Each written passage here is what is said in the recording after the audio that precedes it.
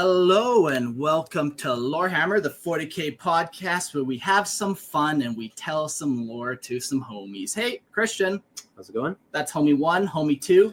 What's up? I'm the Mister of Battle. Yeah, we got a James complaint for you, but we'll get to that. Oh, yeah, I got it. Yeah. Mark looks very serious.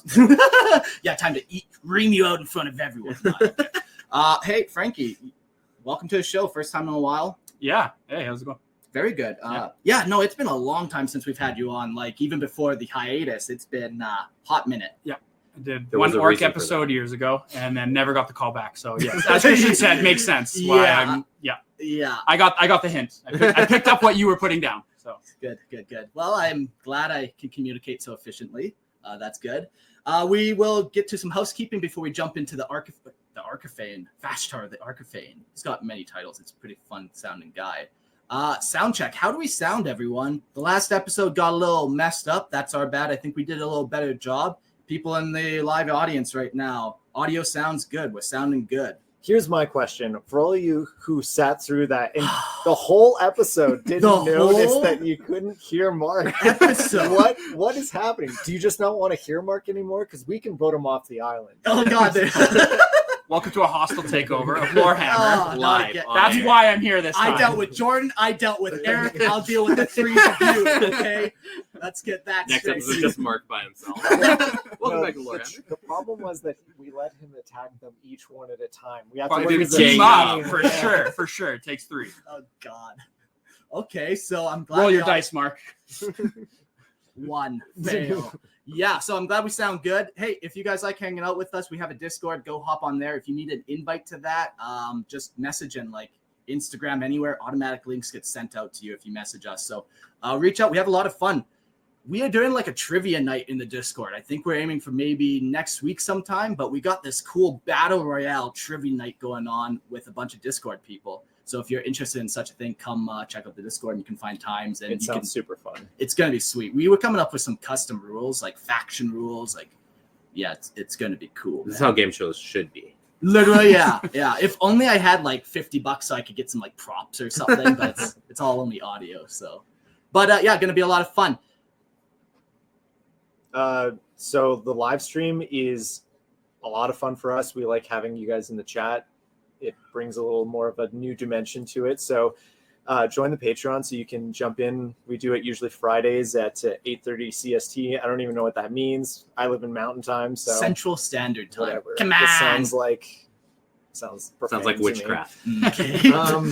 We like to have a calling guest at the end of the show to jump in so we can talk to you guys and you can be a part of the show. So join the Patreon so you can be a part of that. Yeah, we bought my headphones this time, so we definitely can take them, unlike last one. But I wouldn't have even been able to talk to them anyways. Yeah. Maybe they want to would have said. said. Yeah. Damn it. Hey, by the way, I can't hear Mark. Yeah, I would like Mark's opinion on this, but I haven't been able to hear him. Okay, fine.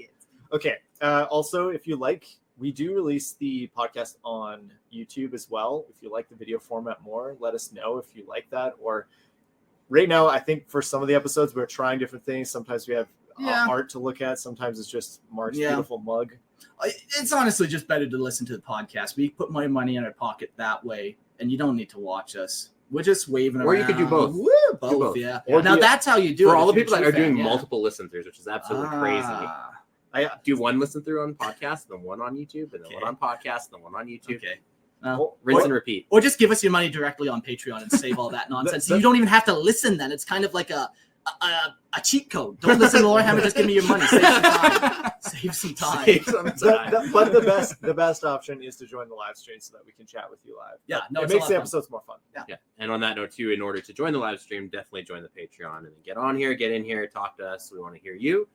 And also we have an ad-free version of the show on Patreon as well. Yeah, I've been looking into that. I know we had that before, and I know it's possible. So I think I'm going to start doing that again. Okay. So if you don't want to hear ads, go on to Patreon, and they should. I know all our previous episodes are like ad free, so we'll bring them back. Get back that. Yeah. Okay, sweet. So join Patreon, help us out, help support the show, help support our families, help support creativity, and help it so that we have audio. Yeah. That works. And pay. That's the main thing. I just read that one that said pay your tithes. That's amazing. Yeah. And pay your demands bodies. He needs your body too. So today we got an exciting episode. We've been going on this journey together of learning. Yeah, new lore. It's kind of been fun, hit and miss some of it, but it's been fun. And today we're gonna jump into Vashtar, the Arkifane, the Lord of the Forge of Souls, the Master of Grinder. The last one I had. It can pass. Maybe that's one of his weapons. Maybe he's the Lord of Soul Grinders, man. Yeah, man.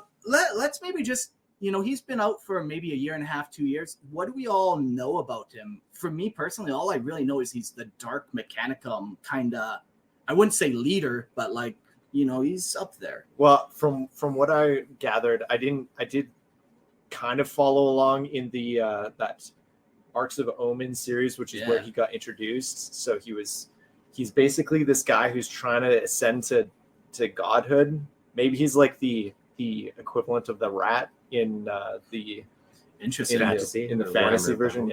Age of Sigmar, because they had their rat god became one of the chaos gods. Yeah. So this is kind of the 40k version where Vashtorr is trying to find his way into becoming one of the chaos gods, and he's sought after by all the others to get demon engines from, because he makes them. Cool. Yeah. That's about the extent that I know too. I followed very loosely. James pretty much summarized how much I know about it, and I definitely have my opinions on it. I love forming opinions before I have all the Of course, yeah. Okay. What do you know, Frankie? Yeah, so I did a super deep dive into who he was prior to the episode. So it all started back in. Actually, I know absolutely nothing In about grade it. 3. Yeah. I know Another absolutely kid said he nothing. was Yeah, an no, idiot. I have no idea. That's fine. We're all going to go on a learning adventure together. I found I was going to make up some crazy lore and just be like, he's part of the Imperium Mechanicum, and just have you guys just kicked James off of every... complaints. They don't know their lore. Yeah, no, for sure. Well, that's okay. Nobody I knows got the one lore. quote that I think was pretty made good that will teach us about Vashtar. We're meshed the cogs of industry to grind between their ever-turning teeth, the flesh and bone of soul stuff, of the mortal and the infernal both. Where roars the hungry furnace, its flames hope to devour. It heats. Wow, today is a reading day for me. Okay, it heats to give life from searing crucible unto molten ore, a blood and bile bubble. Where scratches the quill and clatter the keys, a cradle by flame and cold buzzing lumen lit. What is this? Is this some poet? you write this? No, this is like a quote I found from some greater demon of apparently dyslexia. My favorite part is how you're directly reading it and it's butchering so every line Yeah. so clearly. I think what happened, Like, if you had this memorized, then that would be excusable. yeah, I always But- wonder how the fuck do I write all this? Like, that's always what happens every time I read this. Like, how did I manage to write these notes? So basically, it was a quote, and he's a guy. Here, let me give it a go. Give it a go. Where mesh the cogs of industry to grind between their ever-turning teeth of the flesh and blood and soul stuff of the mortal and the infernal both. Where roars the hungry furnace, its flames hope to devour, its heat to give life from searing crucible unto molten ore, and blood and bile a bubble, while scratches the quill and clatter the keys, by candle flame and cold buzzing lumen lit, by desperate hand and mind obsessed driven, set free by mortality discarded, where sparks the wire, where writhes the cable, where blends the flesh and the adamant, where wakes the engine infernal, and where laments the bound and bargained soul. There do you find him, there do you see him, and in the seeing does he know your heart, your mind, your price. Where waits Vashtorr the Arkifane, the damnation is his gift. Yeah. So he's kind of just like the god of the machines, and he's in the wire in the industry, and he's in every part of mechanics, I guess. The other key thing that we're going to kind of dive into him before we really get into Vashtar himself. So there's a couple things we mentioned. He's, the master of technology or whatever, but he presides over the Forge of Souls. And we've, I think, talked about this on Lorehammer before, where there's a place within the warp where, it's a massive furnace, and demons will go there and battle, and eventually the winners will get their own demon engines and stuff. So he's the lord of that. So we're going to talk a little bit about that before we get into Vashtar, just for some context. That's called the what is that called? The Forge of Souls. Forge of Souls. Sweet. The Forge of Souls lies ensconced in the depths of the formless wastes, a realm of despair within the immaterium. This eternal forge is perpetually shrouded in a miasma of black, oily fumes, reeking of forbidden metallurgy and the acrid stench of anguish. A symphony of discordant grinding reverberates through the air, mingling with the anguished wails of countless tortured souls trapped in the eternal servitude. Within this accursed domain, the blind, the ever-mutating demon, forge masters labor ceaselessly under the dominion of Vashtar, the Arkifane, their grotesque forms hammering away in cyclopean smiths that echo the horrors of creation. Vashtar, the demonic demigod of inventors and engineers, embodies unbridled curiosity and innovation, devoid of moral restraint. Driven to the darkest extremes, he feeds on the ceaseless inquiries of mortal minds, embodying the insatiable desire to dominate the I think I also need glasses. I've noticed that since being here. I should get tested. The insatiable desire to dominate the forces of nature. In his relentless quest for technological apotheosis. You know, I was always told this: if you make fun of a guy who doesn't know how to read, you're the bully. You're the bully. No, it means he learned that through reading in his mind, and then he made up his own because he's retarded. That's what that means. Okay. Now, where was I? He reveals in the in the transformation of the natural world into tools of destruction and creation, regardless of the cost.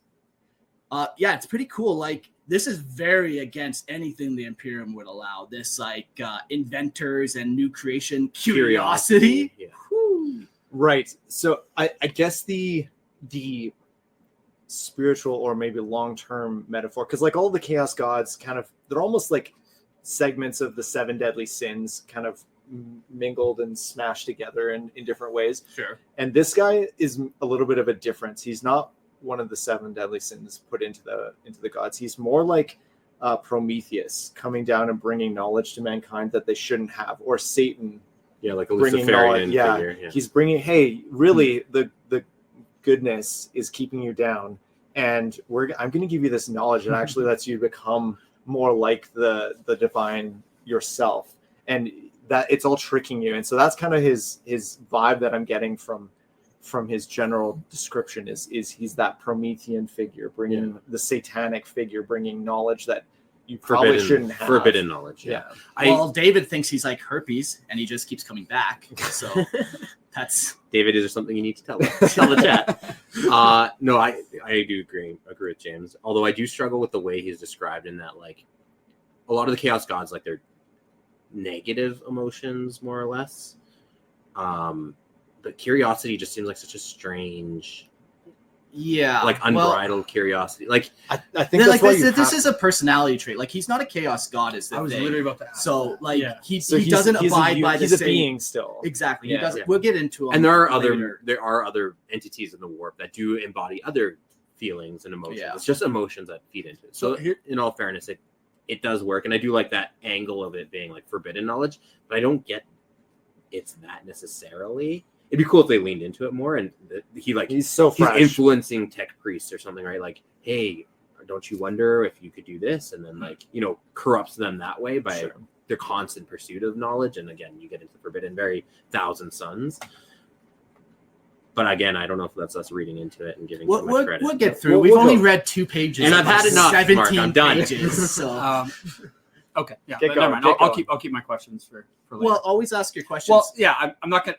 To the listeners, I'm going to apologize for my lack of lore. In you know, I honestly probably shouldn't be. Yeah, exactly. I was like, I probably shouldn't be on a lore hammer show. Yeah, talking about now, lore. though. But I'm here to learn with the listeners who might not know. Exactly. So I'm going to ask the dumb questions and try and relate with people in the audience who might also feel the same as me. Now, I will fight you on that because I typically hold the dumb person. Dang it! You just take a step above that. All those. People. What faction does he belong to? So he's like a dark mechanicum, like.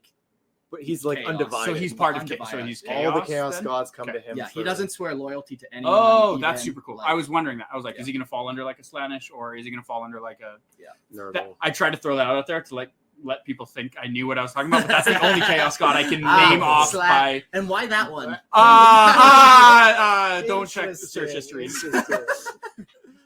The internal fires that rage within the cavernous laboratories of That's They're assholes, hey? That's crazy. They won't let me Dude, breathe. that's crazy. And then it's like the pressure's mounting now. Okay, you know what? It'll be us versus them now. Yeah. Fuck 'em. No, these guys are assholes. I'm here, Mark. Let's read together. This Please. is an Hold other. my hand. This one is the violent Hold my takeover, hand. Warhammer. The hostile takeover. Are stoked by the anguished souls of the damned, fed by the colossal bellows that scream with the life of their own, tended by legions of semi-sentient nightmare creatures. From the vile depths of the forge emerge a plethora of hideous, unholy weapons forged in the dark alchemy of chaos. Demonic energies intertwine with arcane metals, birthing jagged blades, sweeping swords, and barbed whips, each a testament to the blasphemous artistry of chaos artisans, ready to be wielded in the endless carnage of the great game. Yet even these lethal instruments pale in comparison to the greatest creations of the demonic smiths. Foremost among these are the terrifying demon engine known as the Soul Grinders, a horrific amalgamation of the most potent demonic entities and war machines drawn from beyond the Immaterium. These abominations often rise from the wreckage of the great demon engines and possess vehicles, the remnants of mighty battle tension, titans of the Legio Mortis, or the rampaging defilers of the Traitor Legions. As the flotsam and jetsam of the galaxy, forever at war, these ruined materials flow through. Ruined materials flow into the warp through the Eye of Terror, the Maelstrom, and other rifts where reality collide. It's cool that he does both like metallurgy and like soul forging. Sure. There's of course that magic component too of like mixing metal with magic and science and flesh and yeah. people. Yeah. Well, yeah, because like if you take what did you say the Astartes with the disease, what is that called, the Death Guard? No, the obliterators. Obliterators, yeah. Like taking like it's that kind of that modification of flesh. I thought you were on my team. As they twist into machines themselves, that kind of like melding of man and machine in grotesque ways. Yeah, because like there's like a positive way. It's like, oh, I'm gonna give you, like, you can't see, I'm gonna give you an augmented eye so you can see it. So there's like a positive way, but then there's like a twisting where it's like it deforms you and makes you worse. Fuses you. Yeah. There's like that's the there's like the two paths for it. Yeah, that's interesting. I never really thought about obliterators once this whole time writing. Yeah. Like, I wonder how they kind of fall under this, because they're different but not. But where did the obliterator virus come from? Vashtar, obviously. No, I'm pretty sure Puerto Rabo made it. He would be someone who would be in league with Vashtar. I would imagine. I know he's not, but you would think they pretty much align. I think I'm going to write that down at the end, obliterators, and we'll come back to it and see, like, where would they fit in this? Because I think, they fit somewhere in here. Like, I included the Forge of Souls and Soul Grinders in this episode, but maybe obliterators would be interesting. In the Ashstream plains surrounding the Forge, battles rage eternally as the higher ranks of demonhood vie for the privilege of merging with mechanical constructs to become a soul grinder. Unlike their mortal counterparts, these steel and ceramic shells can sustain a demon for Terran decades, even centuries, allowing their forms to evolve into grotesque reflections of the demonic essence that inhabits them. That's kind of cool. So, like, why is this so important? Why do demons want to be put into machines in the first place? Because then they actually they have like that anchor point to the materium, so they can last for decades, centuries out rampaging, where otherwise they would get banished back by a word potentially. Yeah, or their time would run out and they'd run out of energy and then they'd have to dissipate. So it's a way, like you said, to anchor into reality. Yeah, and like I don't even think you can necessarily banish even like a soul grinder the same way you would banish like anger on a demon, because like they have that physical anchor. Yeah, maybe you have to destroy the anchor and banish the soul at the same time. Right? Yeah. Same as like a possessed person. Yeah. You have to destroy the mortal. Destroy it all. Burn it to the ground. Yet the precious armored form demands a steep price. The demonic brokers and artisans of the Forge impose their will upon each newly forged soul grinder, extracting oaths that bind the demon in eternal servitude. The first oath compels the demon to use its mortal souls harvested by the soul grinder's great blades to fuel the forge. Fun, cool. The second binds it to surrender the wreckage of the war machine's crushed by its adamantine claws, to the tribute, or add tribute to the forge's unstable hunger. Insatiable. My God, what did I not? You had a baby and now you can't. Is that what happens? Yes. Okay. It is instantaneous. Instantaneous, I became retarded. Yes, that is how it works. Well, we won't read that last line. We'll skip it, and then we'll read this one. When the dark Magnus of the Warp's Mist invokes the rituals of summoning to call forth an incarnate demon engine, the source of this monstrosity is likely the Forge of Souls. Every life the machine demon reaps condemns another mortal spirit into the service of Vashtar, binding them to the eternity of torment within the searing furnace of the forge. An unending cycle of suffering that fuels the relentless machinery of chaos. Yeah, that's a fun place. It's just screaming, people getting burned, and then screaming. Sounds like hell. Yeah, well, yeah, I suppose, but also there's like creation and beauty and artistry and science. And science. The interesting thing I'm curious about as we go through this, how much of what is described is actually going to line up with creation or perversion? Because like when it comes down to it, good things can create. Like a new thing can be good. Like when you make, I made a hammer. No one's ever made a hammer before. It's good. It's great, right? But like when something is evil can't really create things. It just corrupts things that already exist. In the words of Tolkien, yes. Well, I don't know. I think that's that came from James, Christian. James R. Tolkien. But I think that's a philosophical position that's fairly common. Yeah. But anyway, the idea is, I'm curious how much that will align with this. Is he actually creating new things, or is he more corrupting what exists? Yeah. Well, you can almost look at it too. Like, okay, so yeah, what do you use to that creation? What does that do? So all his creations destroy. So it's like not good. Or he's like, taking. So even if he's making new ones and it's new and unique and perfect, it's still aimed for destruction. Therefore, not good. Or the idea that like, okay, he's taking demons and he's smacking them together with machines that are already made, or he's taking souls and like he's slapping things together that are already good and work and function on their own and slapping them together for a destructive purpose. So I'm curious, is there actual things that he's creating? And I guess we'll figure that out as we go through. Like, are there things he's making that are new, or is it just perverting things that already created? Yeah, I mean that depends. He's just like space hulking everything. Just, like, smash. I mean, like together. Add some warp. See energy. what happens. Yeah. It's like I don't even know what's gonna happen. Yeah. I do struggle with that a little bit in that, like, how far do you like if he is the chaos god of ingenuity? I think it's implied that he is creating new things. Sure, he has to be. Well, I'm asking the question. Right. I just want to clarify too. He's not the chaos god. He's not a chaos god. Yes, the aspiring demon, whatever you want to call him. Yeah, but I'm also aspiring demon. That doesn't mean I'm anywhere close. Like, doesn't mean I'm. I got a lot of people to kill. Like, yeah. Okay, fair enough. Correction. Sorry. Whatever the demon of ingenuity. I think that implies some kind of newness to it.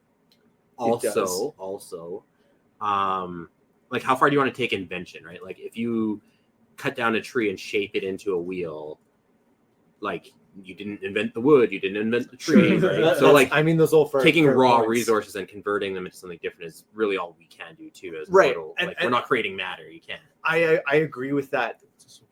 But it'd be more like the idea of creating a new functionality is what I'd be like. Is he like, I'm the god of ingenuity in his own mind, and I made this new engine that can make me go faster? Is he doing something like that? Like, is he truly creating something that didn't exist before, or is he taking things that already exist and corrupting them? That's what I'm curious about. Okay, and I don't have an answer. Yeah. I can make one up if you want to hear. No, just read the card, you idiot. Read the card, you idiot. Right.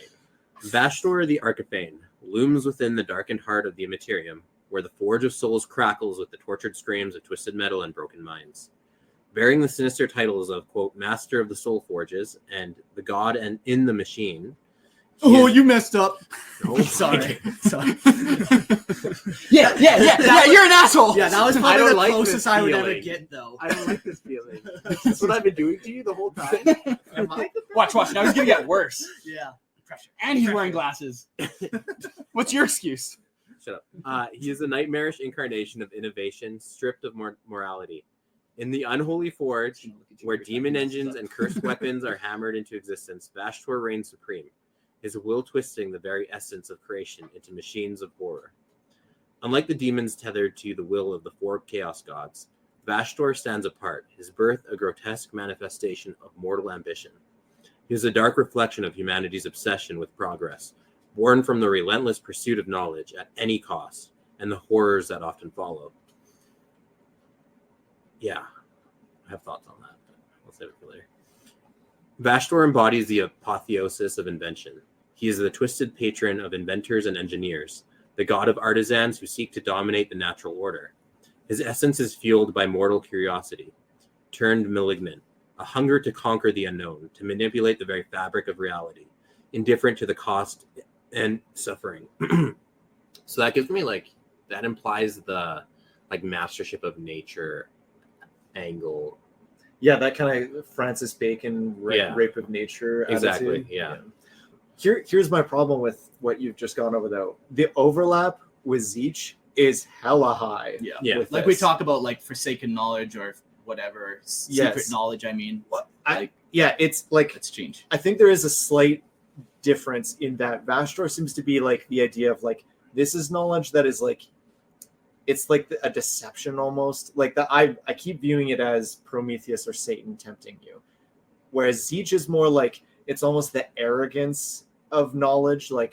I'm gonna be so prideful in what I know that I'm gonna know everything. Yeah, and then for an example, that would be the Thousand Sons trying to always do something because they think they know, and then they turn their whole thing into dust because they didn't. Yes, exactly. Know. It's the arrogance of knowledge is what I get from. But that's what I get out of Vashtorr here, is that the desire that humans have to dominate nature and oh no, we know better, we can control the environment, we can. That's what I mean. Is there's so much overlap. It's a little muddled where these two guys. I'll just say again, he's not a chaos god. He's just some guy. Demon. So how he aligns to the four chaos gods doesn't matter because he's not. Yeah, sure, he doesn't. People aren't channeling his energy. He's not gathering energy from the universe. So he's his own thing. We're essentially talking like chaos demon prince. Yeah. But which, not even that, because that's even tied to something. Sure, but that's saying Angron overlaps with Khorne. Well, of course, right. But he serves Khorne, and sure. Khorne, but in this case, he's his own guy, right? But there is overlap there, right? Yeah. Is Vashtorr feeding Zeech? It doesn't seem that way in the way he's doing things, right? The way I would imagine that he would, honestly. Just when you do violence, you feed Khorne. Just like any of. Just when you make one too many war machines, and now you've ran out of room for all your war machines. Now you're serving Slaanesh. This guy is not is not a chaos god. No, so I understand. We can't always frame it with and align it to. I know maybe it's perverted in my mind because that is what he's trying to be. So that's where I default. Right, it is, and maybe that's polluting my. Yeah, he is. That is his goal and stuff. And maybe the next edition he will be the fifth one, but then we don't know how that would even work. We'll jump to the very end of the episode. Literally the next line. Unlike the Daemons tethered. We'll jump real quick to the very bottom, where we are going to do a Tales of the Warp, where we're going to talk about Vashtar becoming the fifth Chaos God and what that action might look like. Sorry, it just keeps coming up. I know, but so just until we get to that part, let's treat him like he's not. He's a demon. Chaos God. He's basically a demon. Yeah, gotcha. Okay. His essence is fueled by mortal curiosity turned malignant. Did I read that already? Where am I? Fucking who's running the show here? How do we have the number one podcast? How is that even possible? Hold on. We're good. His realm is one of grinding gears, screaming metal, and infinite machines that gnash and twist in the endless churn of industry. Mortals who invoke Vashtorr seek not just knowledge, but power over life itself, a fusion of flesh and machine that promises a grotesque form of immortality. Yet in the end, all who follow him become as hollow and cold as the soulless constructs that they create, their bodies and minds consumed in the fires of the forge, leaving nothing but rusting husks and broken dreams. That's sad. Yeah. Broken dreams. Vashtorr's presence is the cold, mechanical whisper at the heart of every innovation gone wrong, every device turned weapon, and every machine that devours its creator. He is the demon in the gears, the horror in the machine. So that's cool too. That's kind of got Frankensteinian vibes to it, or during the French Revolution, like the guy who created the guillotine and becomes the victim of the guillotine, or like, you know, you create a hammer to build and then someone uses it to kill someone, right? Like that. I like that kind of perversion of every function. device turned weapon, every machine devours. Cool. Well, let's figure out his origins. In grade 3, Frankie was mean to a little boy. Shit, it was my fault. Yeah, we got to that part. Then what? Few among the galaxy's sentient species dare whisper the name Vashtorr the Arkifane, except for apparently us in this podcast. Over and over. Yeah. I even gave him an extra title, Master of Grinder. For his presence in real space is a rare and terrifying omen. Unlike the gods of chaos who frequently manifest their dreadful power, Vashtor's appearances are scarce, veiled in the shadows of history. His elusive nature has rendered him a figure of dark legend, a techno-demonic specter, unseen but ever lurking, whose rare incursions into the material realm bring only calamity and destruction. To most, Vashtorr remains little more than a myth, a mechanical boogeyman whose name is spoken only in dread. But for those unfortunate enough to glimpse him, his arrival heralds unspeakable horror, a corruption of flesh and machine so profound that it warps reality itself. When he manifests, entire worlds can crumble under his weight and influence. There are civilizations torn apart by a nightmarish fusion of man and metal, sanity and madness. Among the most learned crypto scholars, theories about Vashtor's origin are as varied as they are horrific. Some whisper that he was born in the crucible of a long-forgotten galaxy-spanning arms race, an ambition birthed from the reckless pursuit of ultimate power. Others claim that Vashtorr emerged during humanity's dark age of technology, a period when technological advancements spiraled into chaos, birthing horrors that even the gods of chaos could scarcely comprehend. Some go further, suggesting that Vashtorr himself was the architect of those horrors, his influence corrupting the very foundation of technological progress. Yeah, it's cool how far back he goes and just like how fuzzy things get when you go that far back. Like, does it even matter at that point? Like Dark Age or 5,000 years before that? Like during the nuclear arms race. Sure. Science became a weapon. Okay. Fun, Christian. Thank you. Let's just put that out into the world. Okay. No, he's cool. The reckless pursuit of ultimate power. It's mentioned power a couple times too.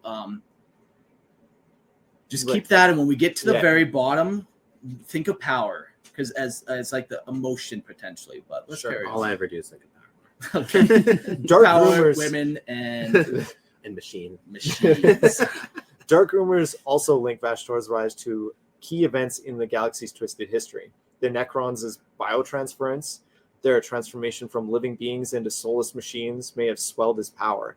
Some say his hand guided the cursed 21st founding of the Adeptus Astartes, an experiment in genetic manipulation that yielded tragic and monstrous results.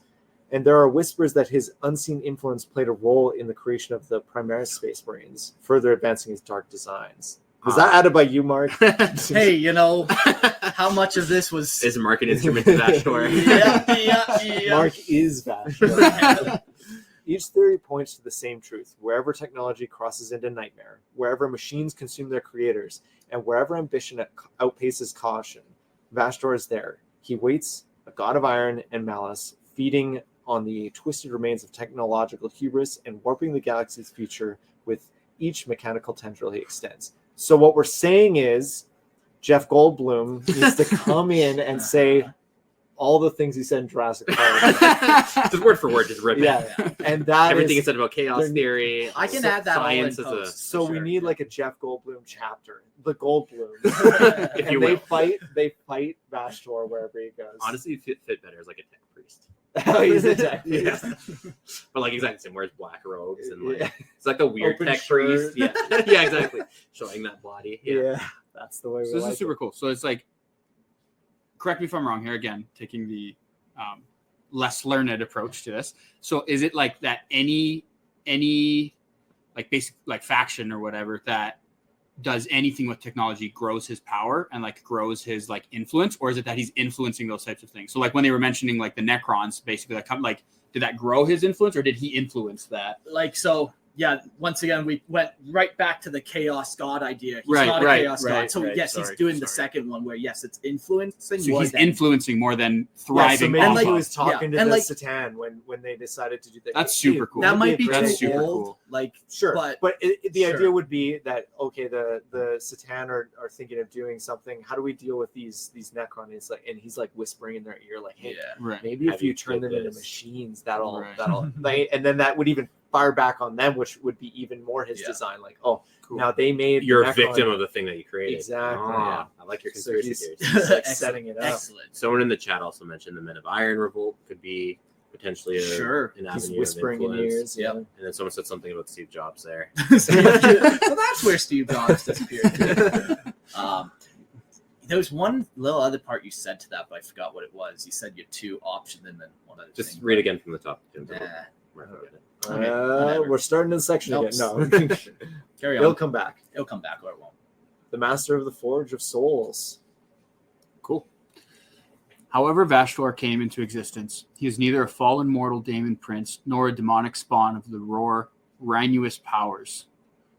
His essence is something far more insidious, a creation that exists outside their tangled webs of ambition and decay. Vashtorr claims his own domain within the nightmare realm of the Immaterium. His is the Forge of Souls, a colossal metaphysical foundry where the heat of infernal fires melds with the cold precision of steel. In this hellish place of dark iron, clattering gears, and pounding pistons, infernal pacts are brokered and demonic forms are twisted into grotesque engines of war. You know, they keep mentioning iron. You know, we've gone past iron now. We have steel. They probably have better metals. Adamantium. Adamantium, yep. Plysteel even. Yeah. Here's the Lord of Plysteel. Those have the same ring. Yeah. In the Forge of Souls, is it demon or Daemon? It's Daemon, isn't it? It's demon. It's demon? Yeah.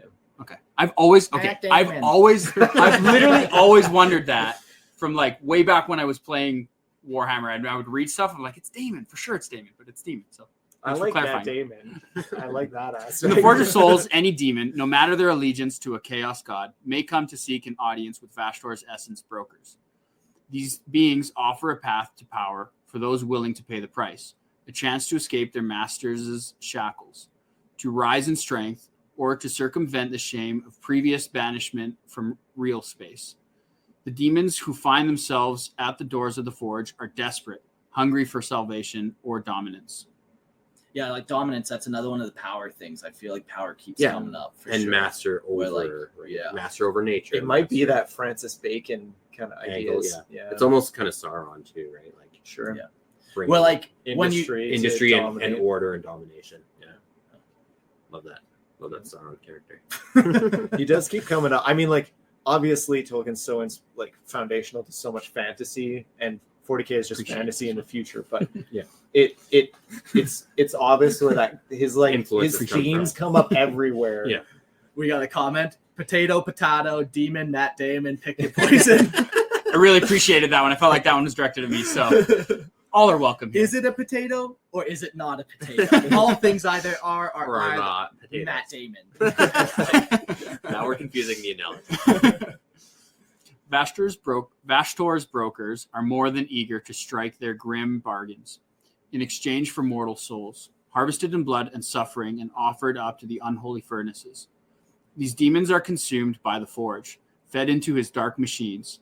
They emerge as horrific amalgamations of flesh and iron, reshaped into daemon engines like the unstoppable soul grinders, the titanic calamity engines, or the infernal bombards.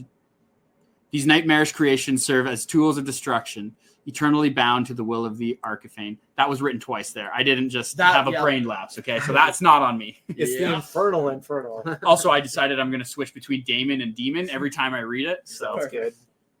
not to leave anybody left out. Yet not every demon can afford the steep price of transformation. Those who offer less to the soul forges find themselves enslaved, forcibly melded into the machinery of the forge itself. They are made to serve Vashtorr, their bodies fused with iron and steam, marked by cruel manacles, chains, and mechanistic grafts that symbolize their indentured servitude. These demons are forever trapped in the service of the Arkifane. Their souls bound until their debt is repaid, a price that many will never be able to settle. That's super cool. Once again, the That's super slavery cool. component. Yeah, of yeah, yeah. domination. So this is like a thing that kind of confuses me in 40K. And there's seems to be sometimes it's talked about like your soul is just in the wrong place at the wrong time, and it can get consumed by warp beings. And sometimes it's like you have to actually give it to a god, to a demon or a god in order for it to get taken. And I'm never sure if that just like writing particularities and there's not actually a set rule about it. Because, for example, Fulgrim has to give his soul to the demon in order for it to like truly take hold. Yeah. But also like this is and this is other things like Khorne can just steal souls and Eldar just get consumed. it's the difference between willing and unwilling. Yeah, I'm never really sure because like in the Eldar case, I could say, well, it's because their ancestors created Slaanesh, and that act in and of itself could be the act The of debt. yeah that gives yourself to Slaanesh. So you're being pursued because of what your ancestors did or what you did as an Eldar. That makes sense to me. Okay, I can put that aside. But the just like if they just kill things, they get their souls. I think both are possible. I don't see why it's a conflict necessarily. Yeah, I guess like it's not a conflict. I kind of picture like the reaping of souls. Like, yeah, if you kill something and you're a demon, like chances are good somehow you reap that soul for your god. Like, Yeah, there or is like that. You do actual, a certain way of doing it, or a certain demon type can do yeah, it. or yeah, maybe like it's just when that happens, the planet's like in the fucking warp, so then your soul's already in the warp. So Sure. it's just that much easier. Whatever. But In that case, But yeah. if you get taken into the warp, I can see that too. I found this about the warp. There's no rules. And there's no logic. There's no rhyme, reason. But yeah, no. It is interesting. Yeah, because like sometimes, yeah, you have to go like give your soul, or sometimes it's harvested. Or even if they trick you, like you could just like, oh, you should do this, and then you Yeah. start walking down a path, and then all of a sudden, before you know, you didn't even think you did it, but somehow you're now Consumed by reaped. demons. Yeah, and that's fine. Every time. But it's more just like you just like were in the path of a soul grinder, and now your souls got sucked into the. I think Forge both of are. Souls. Yeah, again, Yeah, he's got I a don't vacuum gun. Right. I don't see. Okay. Sucks it out. I don't see it necessarily as a conflict. I just think there's different ways to harvest souls. Sure. Like, I do like the also. It depends how your soul gets captured. Like, okay, if I worship Khorne and I give myself to Khorne, then he empowers me and won't necessarily make me a slave. In a sense of like, I'm not going to come back as some like lesser demon or, Spawn. yeah, like some bad fate. Like he'll likely be on my side and want me to even bring me back to life if I die. In the case of like Karn, versus like, oh, you're just a guardsman that got mowed down by a soul grinder. Your soul gets snatched. Now you're a slave soul. They can do what they want with you. They're You're put you just into a machine or currency. exactly. You're nothing to them, right? So I think that also changes Sure. the dynamic of how your soul gets reaped, right? Which is why I pledge my allegiance to all the gods. Cover all your bases. Yeah, Nice. exactly. Okay. You whore. Joke's on you. I'm going to be at least in one warp heaven. Vashtorr does not need to lie or deceive. His contracts are ironclad, written in the blood of those who seek his aid. So it sounds like his isn't kind of like deception. His is like it's a willing, conscious choice. Yeah, like James it's- was saying, yeah, it's it's that, like I give I this for have to do it for this guy or whatever. Well, right? okay. Lies are. Okay, yeah. Keep going. The demon's own relentless drive for power is what damns them to an eternity of servitude. Each defeat on the battlefield, each failure to fulfill their purpose, only deepens their debt to the Forge of Souls. Few demons ever manage to escape the soul bonds they willingly accept, their ambitions twisting into their downfall. So this is for the demons, though, right? That Yeah. are signing up. So he doesn't have to deceive the demons. Yeah. They're They're already creatures They're of already- the warp. They're right. just making a deal Okay, with right. him. Yeah. Which also implies, like, can they break allegiance with their god? Like, can a Khorne bloodletter go to Vashtor and be like, hey, I want to do something different. Here's my soul. Here's me. I offer myself to you. He smashes you into a machine, let's say, and then, you go do his bidding. Obviously, you're stuck in some eternal debt cycle. And then, Yeah, like when you become a soul grinder, you swear yourself. There are 3 oaths that you take, and one of them is like you swear yourself to the Forge as opposed to the other Chaos Gods. And even if the 4 Chaos Gods go to war against the Forge, you stand up for the Forge. Yeah. Um, right, exactly. So can, like, a bloodletter, yeah. committed demon of Khorne Yeah, yeah. or Chinch or whoever do that and break their bond. Because we know there's also lots of other entities in the warp, is my point. Mm. And there's non-aligned entities too, right? Like Sure. Furies or something Yeah. Fury-like. I would just imagine that, like, you know, okay, so these soul grinders, they're like one of the best things ever to be put inside of. So then, like, the nameless ones, they're not necessarily getting in here. To get in one, you have to go to the Forge of Souls and then battle off thousands of demons. So, like, you know, So yeah, it's the like minor a bloodletters, they're not doing it. yeah, sure. They're not It's a getting greater that demon far. of some sort. That's Yeah, doing the unaligned demons, they're not doing it. They don't have the power to beat up greater demons. And just to be clear, it's just soul grinders, right? Soul grind, like they do. Soul Grinders Grinders is the are like most known because yeah. we see them on the Okay. tabletop. But there is other tabletop like minis that go along. Yeah, we can pull up some. And even like you can make some up. There again, Vashtor's god of ingenuity. Well, Right. Oh my god, I keep Makes saying this. whatever. Greater demon of ingenuity. Right. So like Greater in theory, demon. you could He's the master of the forge. yeah, Any of you those. could kit bash Oh, probably. okay. So it even anything. falls under like a. Oh shoot, what are they called? And even weapons like soul cannons and stuff, right? Like, Sure. I'm sure he forges those too. Doesn't necessarily have to be. Decimator. Yeah. Cool. Um, That's super cool. Okay. So any. Okay. Yeah. Vashtorr does not need to lie or deceive. Wait, no, I Next read one, that. yeah. Where are we? No. See, I'm Down not and doing down. XI. So we're not only learning about Vashtar together, we're also Learning how to read. Yay! Learning to read with Mark. The dark gods themselves, despite the loss of their servants, tread carefully around the Arkifane. Vashtor's creations, the monstrous war engines that bolster their demonic legions, are too valuable to cast aside.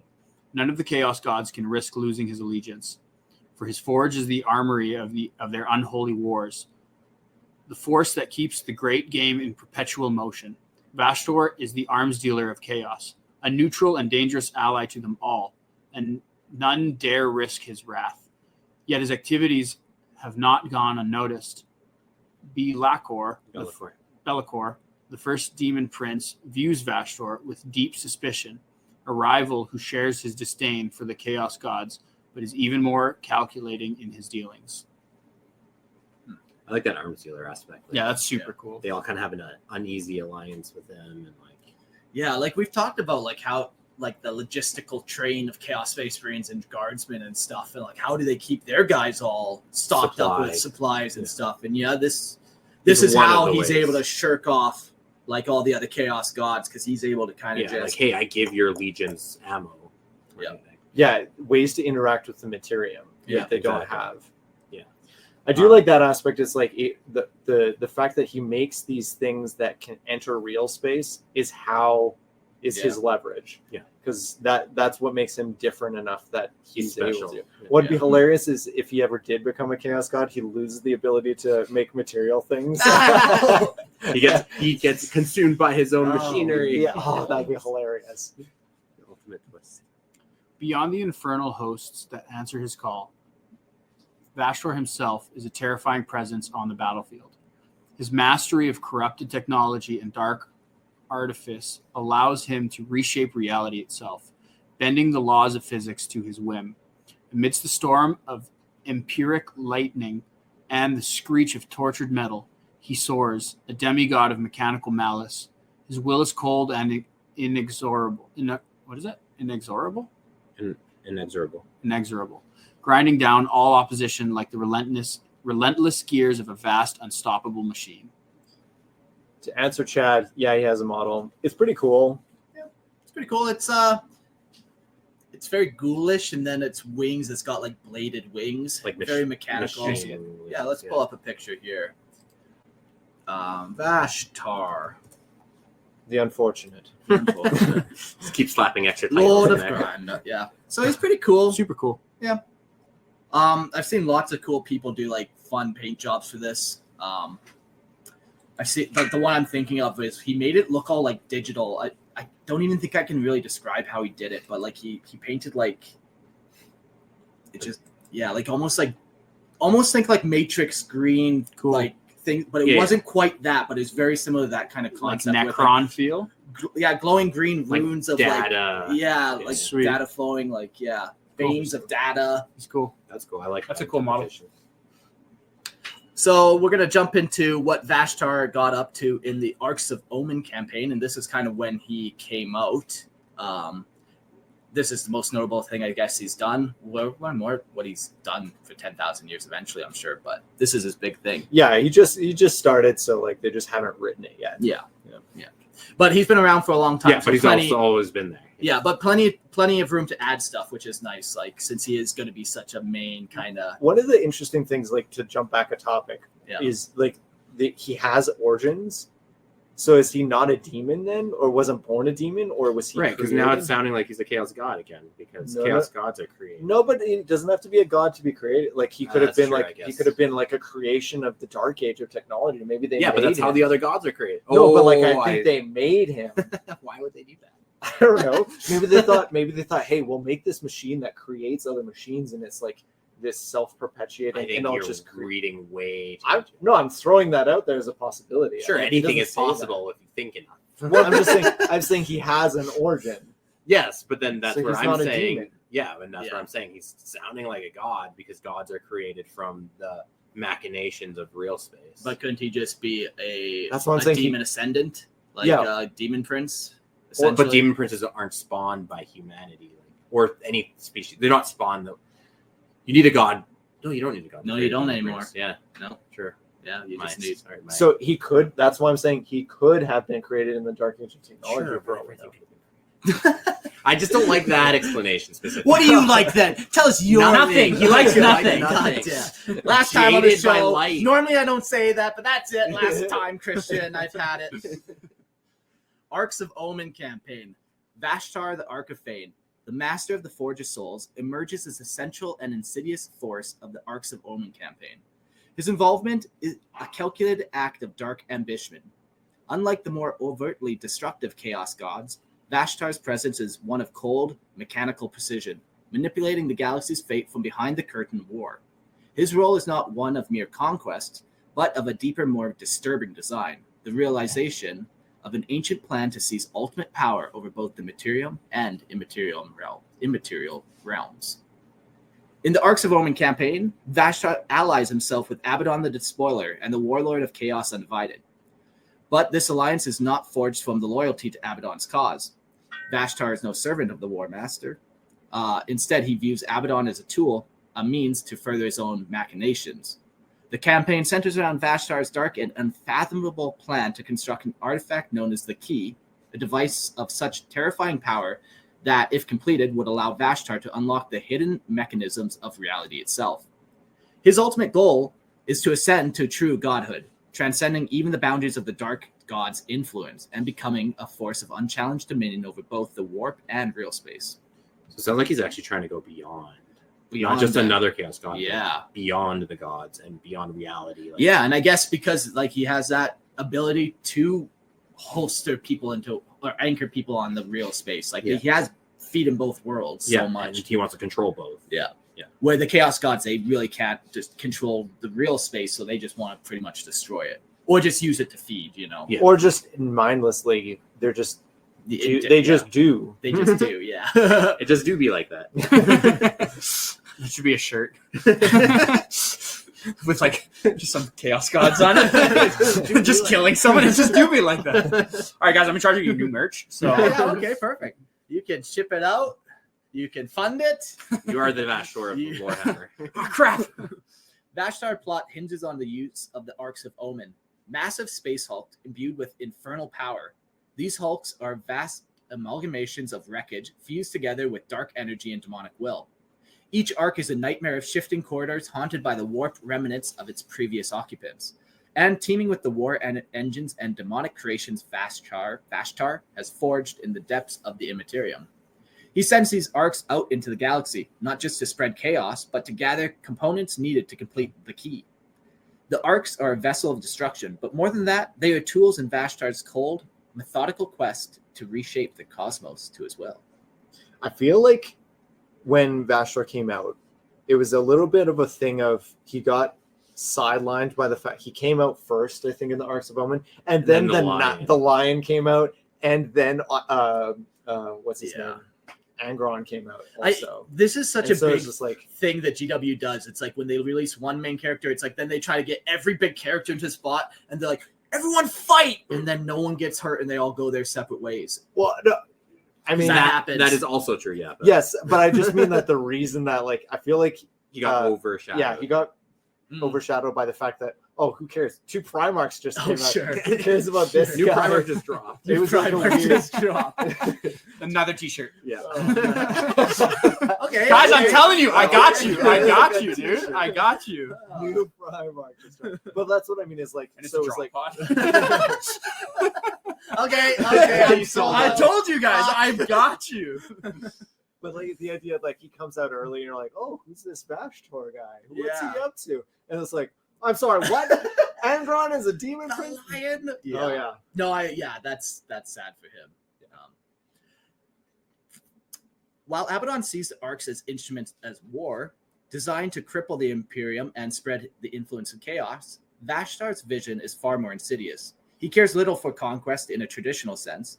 His true focus lies in the scavenging of ancient artifacts scattered across the galaxy, pieces of a puzzle that only he understands. Each arc is a searchlight, probing the forgotten corners of the galaxy for these relics, each one a key to unlocking the deeper mysteries of the key. Vashtar's twisted intellect perceives the galaxy itself as a great machine, and he seeks to seize control of its workings, bending the gears of fate to his cold, methodical will.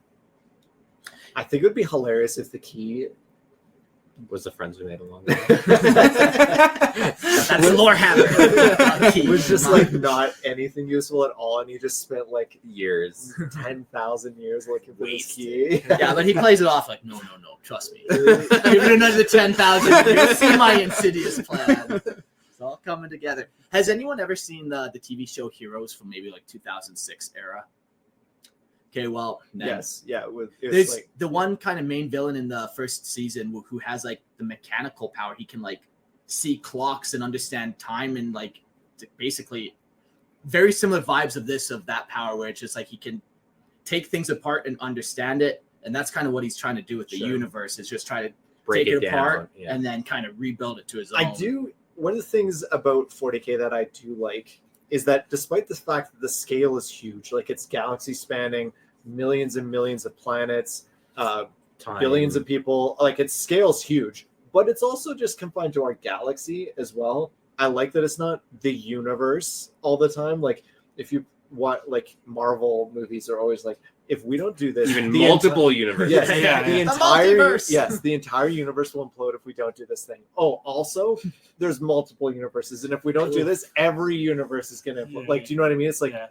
The scale I is do kind of like ridiculous. keeping the scale to the Yeah. galaxy in the way they've done, because it just gets yeah, too even many even like galaxies with, gets too much. even with the warp, like it's a parallel reality. It's not like it mimics our own in a slight Well, perverted way. and it's just still tied to our galaxy. Yeah. It's not like we have to worry about like what Nurgle's doing in Galaxy B. we should be though. We're You don't know what he's up to. out we there. don't know.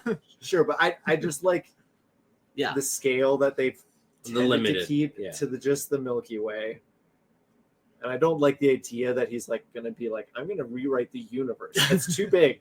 Too big. It's too big. Right, but if you're rewriting reality itself, I'm Yeah. sure that includes everywhere else. Yeah. That's what I mean. Yeah. Okay, in this case. Yes, that's what I'm saying. It's like, don't want them to do that.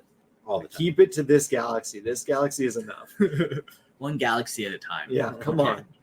The nature of the key itself remains shrouded in mystery, though it is whispered that it holds the potential to breach the very fabric of existence, unlocking gateways between realities, or perhaps granting its wielder dominion over the fundamental forces of the cosmos. Vashtar's obsession with the artifact drives his every move in the campaign, and his guiding hand that sets the arcs of Omen in motion. Through his alliance with Abaddon, Vashtar has secured the military might needed to see his plan through to terrifying conclusion.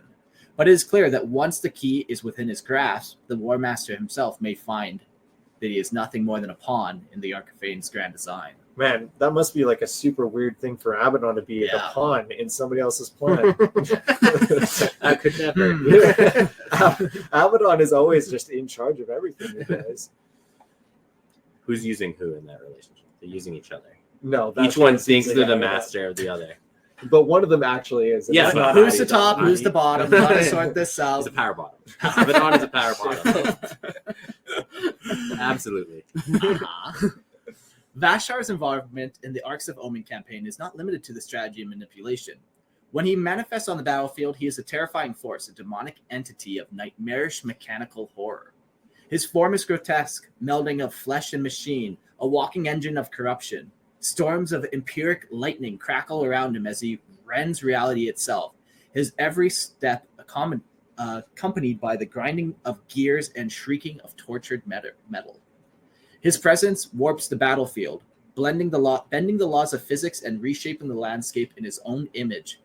Vashtar is not a being of flesh and blood, but of iron and malice, and his very existence is an affront to the natural order. So, on the periodic table of elements, malice is what again? Okay, so the way I picture, if I were to do Vashtorr, yeah, I've seen people. You know how people do like the wire to make lightning. Yeah, I'd do that, but I'd also, not in a cheesy way, but it might come out cheesy. I'd want to have, you know how like in TV shows where they have like the rain cloud falls on one person. Okay. I'd want the like dark, like use that like filling, like little stuffed animal filling. Yeah. And that's just above him. He's just like in darkness and lightning. I think and a single tear rolls down his mechanical face. Cold. It's oil. But he's just wrapped up in this storm almost. Yeah. That's what when you were describing him. That's how what I was picturing is like he's just in this like cloud of like soot and it's like if you enter this, it changes reality if you enter that little kind of bubble that he has. That's exactly what I'm picturing. Yeah, that's what I do if I ever get it. Yeah, like that the flash of lightning, like inside that flash of lightning, you see another fucking reality essentially, and then it like that he created in that moment, and then it disappears. How are you gonna model that, Mark? With great precision, and maybe I'll toss in some malice. Lots of freehanding. Deckles.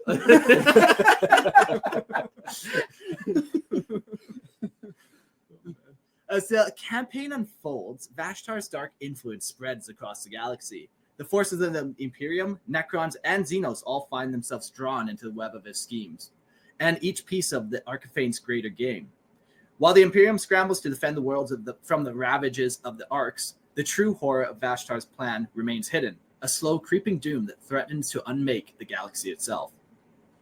The Arcs of Omen are not just weapons of war, they're instruments for a more terrifying purpose, one that may herald the rise of a new god, born not of flesh or warp-spawned hatred, but of cold, unrelenting logic of the machine.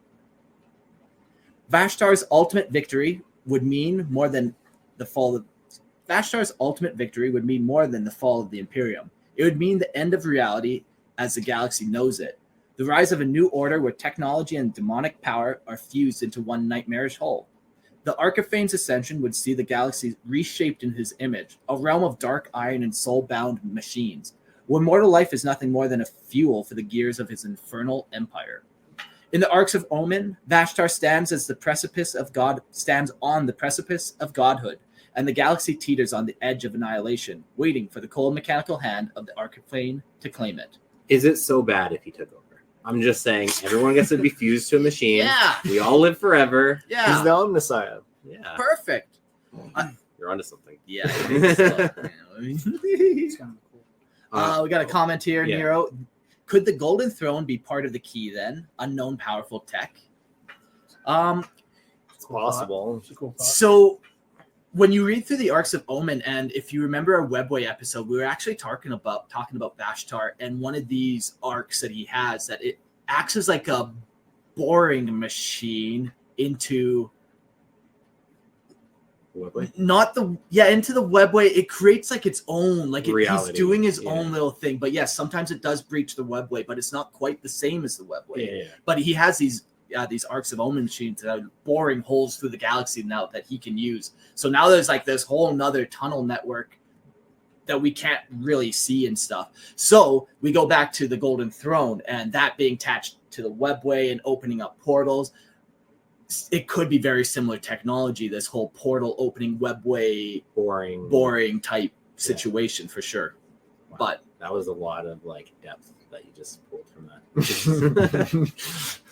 Some deep lore. Can't read worth shit, but I know things. But I've made some shit up in my mind because I can't read it. You made up every episode so far. Yeah. In the end, the Arcs of Omen campaign is not just a tale of war. It is the unfolding of a grand design, a blueprint for the new reality where Vashtar reigns supreme. And the galaxy is little more than a forge of souls made manifest. As the key draws nearer to completion, the galaxy's last hope fades into the shadow of iron and steam, where Vashtar, the Arkifane, waits to claim his prize. So he's got almost all the keys, right? He has just need one more, right? I think so. Which Yeah, is a that's where they golden left crown. it. Which and that's That's canon. Yeah. So like he's just gonna get blue balls for the rest of the war because He'll never do it. Yeah. So he's He'll just, never progress. he's got all the keys Yeah. except for one. One would be hilarious is like the Blood Ravens. He's got the final key. He's about to turn it on. The Blood Ravens steal the Saviors Where's of the my other galaxy. yoinked? Yeah, that's okay. I like that. Yeah, so that's kind of what he did. From that Arcs of Omen campaign, it's 3 books long. It's pretty interesting. I read quite a bit of it. I think the coolest part was definitely just those boring machines, and the rest of it, he's a cool concept. Vashtar, we'll see where he goes, but like that to me is how he's making the galaxy a different galaxy. Sure. I mean, like It's not just through violence, the Chaos Codex has not. Is he in the Chaos Codex? Chaos Demons Codex, or is he in the Chaos Marines? I wish I knew. Wouldn't he be in the Arcs of Omens? But Well, yes, I but don't even know how they the work. I Arcs don't know of how the Omen, rules work. the I Arcs don't of know Omen why. are the previous edition. They're not in. They were in the 9th. Oh, edition. okay. They're Well, have not they in even 10th. released the new demon books and stuff? That's why I'm asking. Is like, what book is he in? Is he considered the Chaos Demons Index? I don't know. I don't dabble with chaos. I don't mess with that. Apparently, it's in the 10th edition Chaos Codex. Right. So demons. It Nope. just says Chaos. Chaos, so I'm assuming. Oh. Okay. Okay. So maybe it's all run. I don't like I said. I don't mess with chaos. I'm not a Yeah. filthy degenerate. Oh, so Jax is saying he's in the Chaos Space Marine Codex, but he might also be in both. Yeah, and like I keep hearing rumblings of them doing Dark Mechanicum stuff, like an Yeah, actual there's always Dark like a Mechanicum. little That would be sneak sweet. peek or like a Mhm. little rumor drop or. And if like that was the case, he would be in that book in my mind. Oh, He for would be, sure, like, for sure, yeah. for sure. Yeah. Yeah. There is the element of him being just blue balls forever. And the reason I was asking is that okay, like he exists now. Where do you take his lore when he's got the last key to go and that's it? And then he unmakes reality, and then Yeah, the and then- entire- yeah. That's how they're gonna Sigmar the universe. No, no. Chad Sounds asks, is there exactly. any chance there's any ties to the Kron tech? I don't know. So like, I don't think Vashtar is that old. Like Vashtar would have to be then 60 million years old for that to be the case if he was tied to like Necron in that level. But also, chaos has always existed, and time doesn't work the same. All that You got me. fluff. Yeah, You can't argue with the war. you got me. But yeah, I would say. There's no explicit ties. Yeah. Any ties we come up with are probably reading into. And what's nice is they even made his origins ambiguous intentionally, so we can. So in your mind, you could be like Sure. we said. We were like, could he be whispering to the Catan about, what Yeah. to do, or could he be, somehow involved, and maybe not involved at all. Not everything has to be. Yeah. Right. Let's talk about war gear. Hammer of the Soul Forge. The Hammer of the Soul Forge stands as a testament to the horrific power and dark artistry of Vashtorr, the Arkifane, the greater demon of Chaos Undivided. This daemon weapon, forged in the blasphemous fires of the Forge of Souls, serves not merely as a melee weapon, but as an extension of Vashtor's very will, an instrument of creation and destruction that resonates with the malevolence of the warp itself. I love how everything always has to be repeated a million times. The Hammer of the Forge, which comes from the Soul Forge, and the Forge and the Souls, and the Wolves and the Wolves. Did you know that space wolves ride wolves? And their main character is named Wolf. Canis. What is it? Wolf.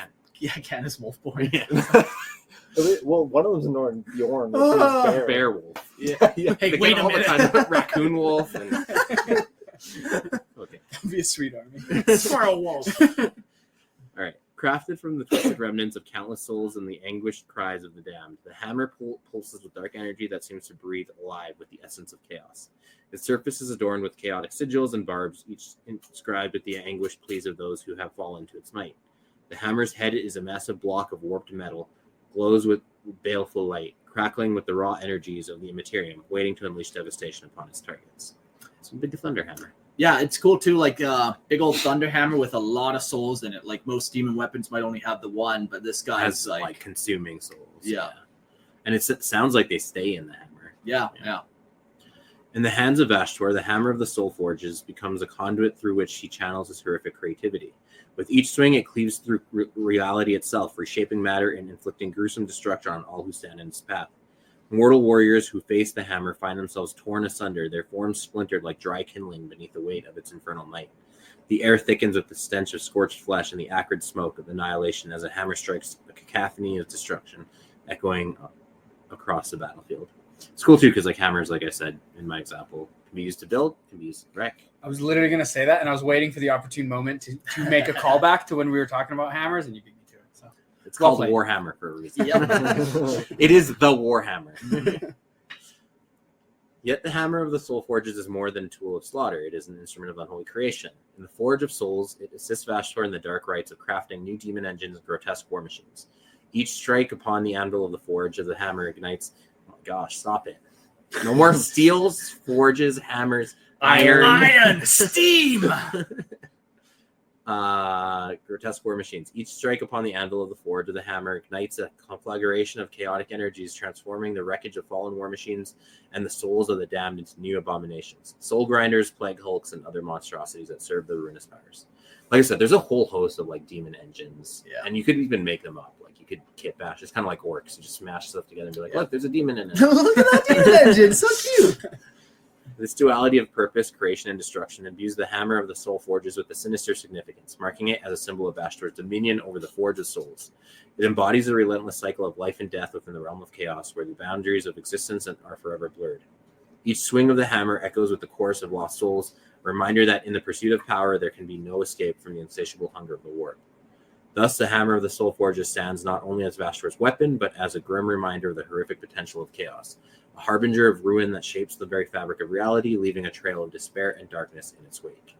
This hammer's so cool. Like, just imagine actually forging within, like, kind of like that flash of reality and the lightning that we see, but every time he hits it, it's like, it just changes things. Yeah, exactly. Like, very magical. I have a screwdriver that has multiple heads. Oh, multi-bits. Nice. Do you have all the bits, though? No, I've lost. I knew it. But it's on the same level. It's close. I call it the screw Comparable. Screw of souls. I wish you hadn't used a screwdriver as your item. Fuck. You have to make a model now and change it from a hammer to a screwdriver. No, And you put the multiple bits around his belt. He just has Vashtar, cuts off the hammer and puts his screwdriver in. All right, let's talk about some of the demon engines here. Yeah, the one we're really going to dive into is the soul grinders, because like Christian was just saying, like demon engines can be anything and everything, but the soul grinders specifically are like the primo mark that you want to try to get, brand name. Yeah. Even Soul though grinder. Can you like the work up model to a is soul grinder? atrocious. Like, could you become like a I think lesser it's fine. like engine and then go to Vashtorr and then be like, hey, actually, I would imagine, yeah. my lease is up on this one. Can I get a newer model Trade it and then in, turn it eventually into a soul grinder? Yeah, I would imagine, and like You even smack just you with like the hammer and you're Yeah, converted. exactly. yeah, or you just like smashes you with another demon engine, And like then now you're this creates weird, a like, new one. extra demon engine Yeah. thing, like. And you're the exhaust pipe. Or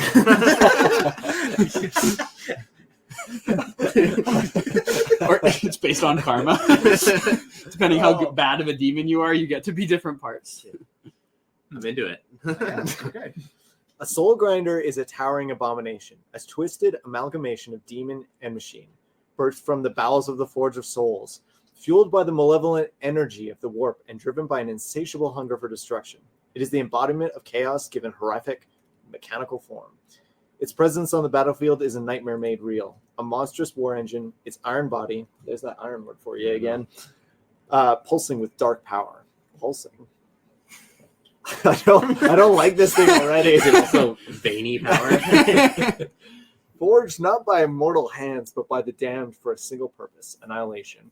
So is it like all the the souls that get sucked up are used to make it? Are they like in a giant assembly line making soul grinders then? No, they just feed in the furnaces. Yeah. Throw Sure. those souls in, melt Yeah, it's that like metal coal. down. Yeah. Yeah. Sure.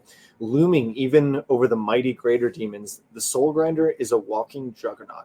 Its form an obscene fusion of flesh and steel, or iron if you like that better. Or bronze or any other kind of Gold inferior even. metal. Its body is encased in layers. Fear me. I am Lord of Tin. Minus armor save when you're Every joint and plate fused with demonic energy that rise beneath the surface, barely contained. Massive piston-driven arms end in razor-sharp claws that can tear through flesh, bone, and armor with ease. Its weapons are not just mechanical. They are extensions of the demon within, seething with the warborn fury and imbued with malice of the materium itself. Those who dare to stand against Soul Grinder are met with a fate too horrific to imagine. Yeah, you get You die. No, you get sucked up into its Vacuum gun. yeah, whatever it is Then- that collects souls.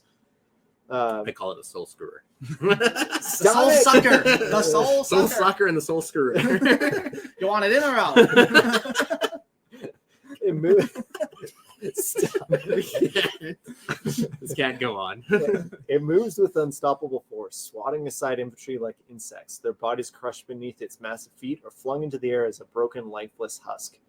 Xenos horrors that find themselves caught in its grip are torn apart, their bodies shredded in a grotesque display of power. Tanks, once symbols of strength, are reduced to twisted wreckage, crumpled as easily as dried leaves beneath the Soul Grinder's iron claws. The Soul Grinder model's gotta be pretty old now, eh? Oh, It's like it's it might so be one of bad. the oldest now. Yeah, Now that they've updated really. a bunch of stuff recently. It's not great. I think right now, if they're gonna keep it, especially since it's so critical to Vashtor's rules, it's gotta get. an update. Yeah. It needs The it so demon bad. engines are a little weird sometimes. I like they're weird, like the corn one, the giant like guy sitting No, in front I of a hate that tank. thing. It looks so You and I silly. are like opposite for liking style. That's good. It's perfect. I'm hoping that one day you guys will fight against each other. I think Christian Yeah. just hates everything. I don't think there's a single thing he likes. There's no reprieve from the relentless hunger of the demon engine, no sanctuary from its wrath. Wherever it treads, death follows, and the battlefield becomes a carnal house of mangled flesh, shattered metal, and echoing screams of the damned. It's not just a weapon, it's a living nightmare, a testament to the dark union of chaos and machine, and the harbinger of a fate worse than death for those who oppose it. In the words of Nero, it's just a big walking crab. That is hella accurate. Although it does have just a guy on top of it, Yes. too. Everything. So it's becomes more like crab a stuff. centaur. Yeah. It's like a Nice, crab nice. centaur. Yeah. Centaur crab. Oh. Crab tar. Crab tar. It's like the Scorpion King, Yeah. Oh yeah, like there the we go. original one from like. Oh, Dwayne Johnson. Someone needs to Is he model getting that. a cameo? Yeah, someone literally needs to model it. That'd be That's, so awesome. That's the Amazon show. Is going to be Dwayne Johnson. That's- Is a soul grinder. I'm in. I would watch that. I'd watch whatever. You would, you corporate whore. Hey, I didn't buy the Amazon or the. I have Amazon Plus, but I don't have Warhammer Plus, so. I'm Just not a because you can't complete in shill. Canada, because this is a shithole country. Oh, that's true. That is Like you probably literally most can't of the have reason. Warhammer Plus in Canada. Really? Yeah. I never even tried. Because it's like not a fully Canadian company, so you can't. do yeah. it. That's Canada's crazy. rules around content. Yeah, Canada's a. It's fucking Oh yeah, because they fucking don't produce shithole. any. Wait, hold on. I sense an opportunity. There's no For a opportunity. t-shirt? Hold on. We retract There's everything no we just opportunity said. in Canada. I'll have you know. We are Canadian. We'll do the Canadian content that they have to And then- put on Yeah. there. Well played. Retract Well everything you played, said. well Let's talk to our played. lawyers. We'll figure it out. Okay. Yeah. Edit this Warhammer part out. Legals It's on gone it. so far. We've insulted James Workshop so many times. They're not coming to us. But also, I've made them millions of dollars by Yeah. talking. So Legions Also- of fans. come on, Possibly. Games Workshop. Give me You somebody. can't Give even me. say their name. Yeah. We can't pronounce I know, or I'm write, read, so we'll need lawyers. For We're the all best that. they got, though. We're gonna need good lawyers for sure. We're gonna need good lawyers. Yeah. Up next, we'll talk about the history of the Soul Grinders, kind of how they came to be. According to the grim legends whispered across the war, all soul grinders are birthed in the hellish limbo known as the Forge of Souls, a realm within the churning madness of the immaterium. Here, in this nightmarish foundry of twisted metal and dark pacts, demonkind is offered a cruel bargain, a chance to escape their purgatory of non-existence and to be reborn as monstrous engines of death. Though the demon can never truly die, its essence can languish for centuries, drifting in the agonizing emptiness between life and destruction.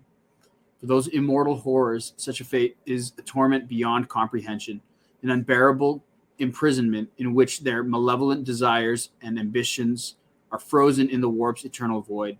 To avoid this cursed limbo, many demons resort to vile machinations, sacrificing mortal souls in exchange for a new body, clawing their way back into the physical realm. But the soul price is steep, and those who fail to claim enough mortal lives are dragged back to the Forge of Souls, forced to confront their dark fate. Yeah, it didn't is follow definitely it definitely is something Break it down. that demons are like they're number one malevolent. They're only hostile. They don't have good intentions for anything. It's not just like they're trapped in the warp and they just I wish I could get out but I can't. That's not No. the demon I talked to tells me. The demon you talk to. Woo! But so like they're malevolent and they want to come out and but it's like torture for their own existence is self-torture almost. It's like they're just malevolent, so they don't have any positiveness to them. Yeah. And they're just And if they're not exerting that malevolence, they're like trapped and like frozen in the thing that they're supposed to be. they're just malevolence and sitting in their own malevolence, Right. and it's don't just like on that. themselves almost. They don't like existing. Yeah. You're a bad demon. You mess up. Or it's just like Yeah. they're torturing the fact that they exist is torturing themselves when they Yeah. can't be like inflicting that. Yeah, violence on no, I others. kind of like that where it's like, yeah, if you're only made for one thing and that's malice, and you have to be doing malice and nothing else is around, you're doing malice to yourself. Exactly. So you have to still fulfill your purpose. Yeah. And So it it's hurts. like, yeah. So Kind of Yeah. cool. yeah, Yeah. it's their own like little. So hell. that's why they're willing to go through so much. And like when they get to Materium, they're always almost like giddy about it. They're like Yeah. excited. It's like I'm finally unleashed, and I'm not inflicting pain on myself as much anymore. I'm inflicting it on you. You talk to the demons too. Yeah. You understand them very well. I read a couple books, but like Demonology Made a 101. couple sacrifices. I was reading The Flight of Eisenstein, Yeah. whatever. And just like when they're encountering those demons, they're like, "Oh, we're finally unleashed. We're here to inflict on you." And it's almost like they're happy to be out of their own self torment. Because like if you're an evil creature and you have nothing around you but Do yourself, evil with Yeah, that's a. kind of like that. Yeah, I've never really looked at it from that perspective of a demon before. Yes. I like to get in the dirty shoes of Nurgle. See what they see, feel what they feel, stink that- how they stink. Get that between your toes.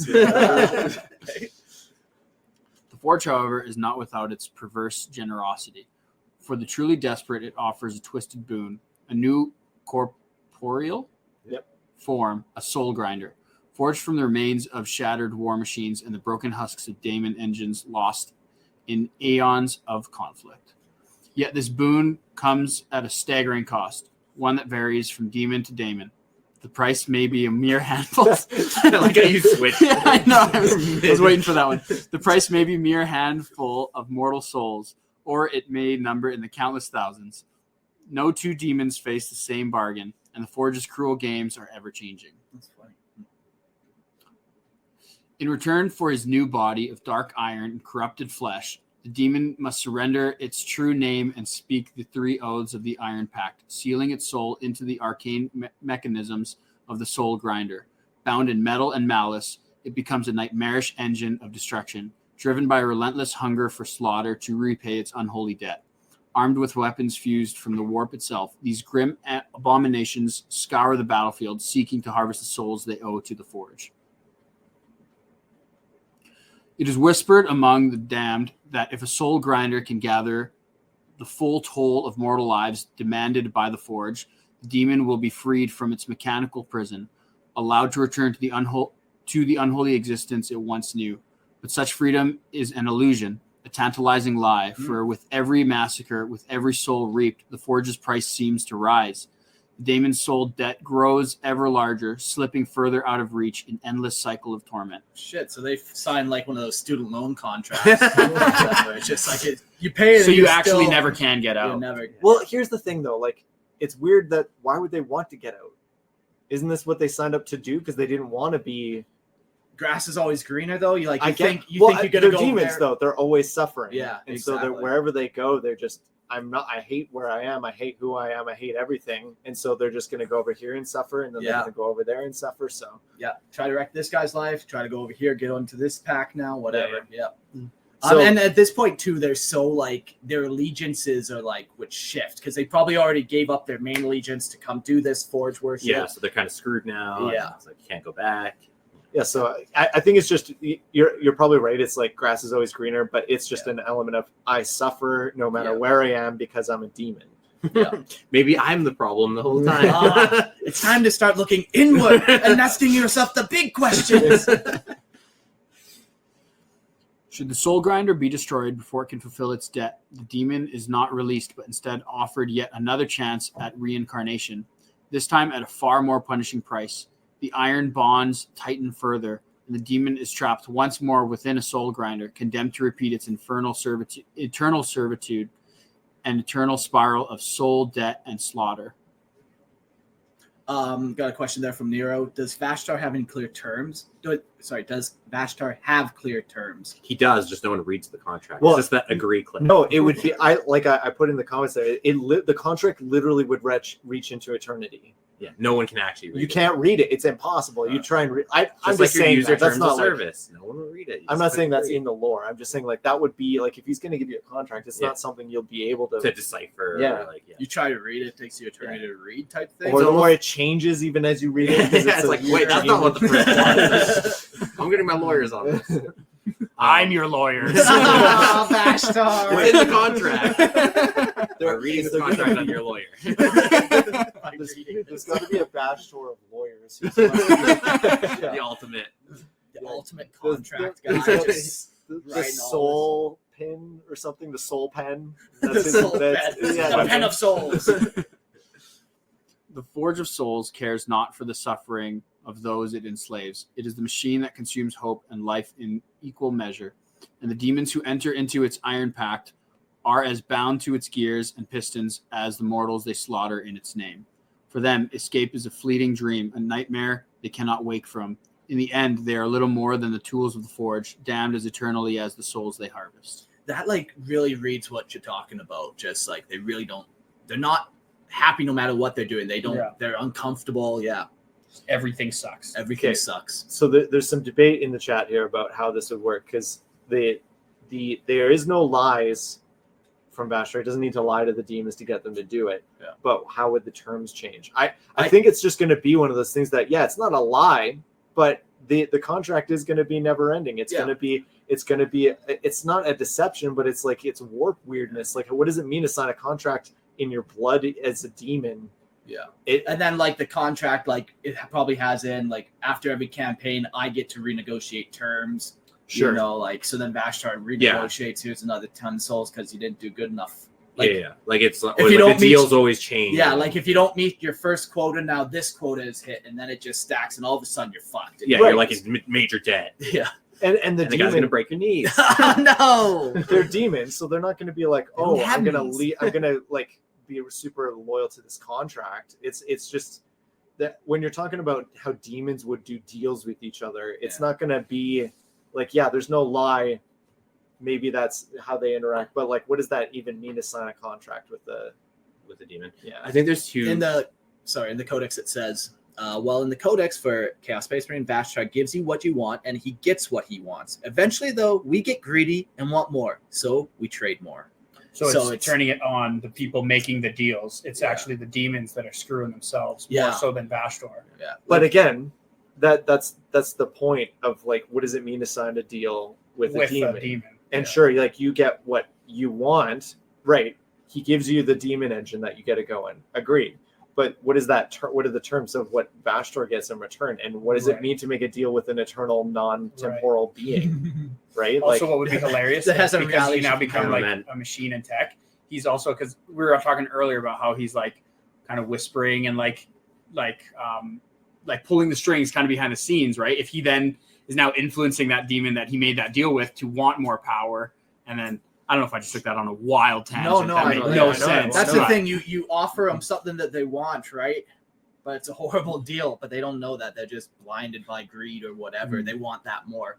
Yeah. So- When you get specific, like with the way the language of this is going to be worded, it's going to be weird. You're going to have to start like interpreting it how you think it works. And I think if you just say, he gives you what you want, that's not how a chaos demon's going to work. He's gonna screw with stuff. He's going to I think it's like- manipulate. he's the gonna monkey win. paw. Yeah. He's gonna win. You're not. And so if you're like, he gives people what they want and he doesn't lie. Well, sure, but he's manipulating you into thinking that's what you want when you don't really want that. Sure. So Lock me in this horrible crab machine. I really want that. It sounds like a good deal. Sounds good. Yeah, exactly. So That's fun. again, I think it's going to be open to interpretation how you read that stuff. But the way I would see it, you're not going to come out on top with this. Well, we do know some oaths that they do actually take some legally binding verbal Oaths? contracts. We're gonna read here live, so Mark will bind his soul. We do have 3 goats in the background waiting for We're gonna slaughter sacrifice. The 3 oaths of the Iron Pact that soul grinders make with the masters of the Forge of Souls are as followed. The first oath: all of the souls harvested by the great blades and weapons of the soul grinders will be used for fueling the forge. Also, if the demon is in debt to the forge for consumption or for construction of their new corporeal bodies, they must pay the forge back a great number of souls. So basically, all the souls you do goes to the forge, and then you also have to pay back your debt as well. I'm gonna talk to my employer about paying me in souls. Well, maybe. Well, this is how it okay. So it's like all the souls that they kill goes to fueling the forge. Also, you're in debt. Also, you're in debt. You owe me souls. And you're like, well, should you not have used all those souls for the? Could I not have kept 3?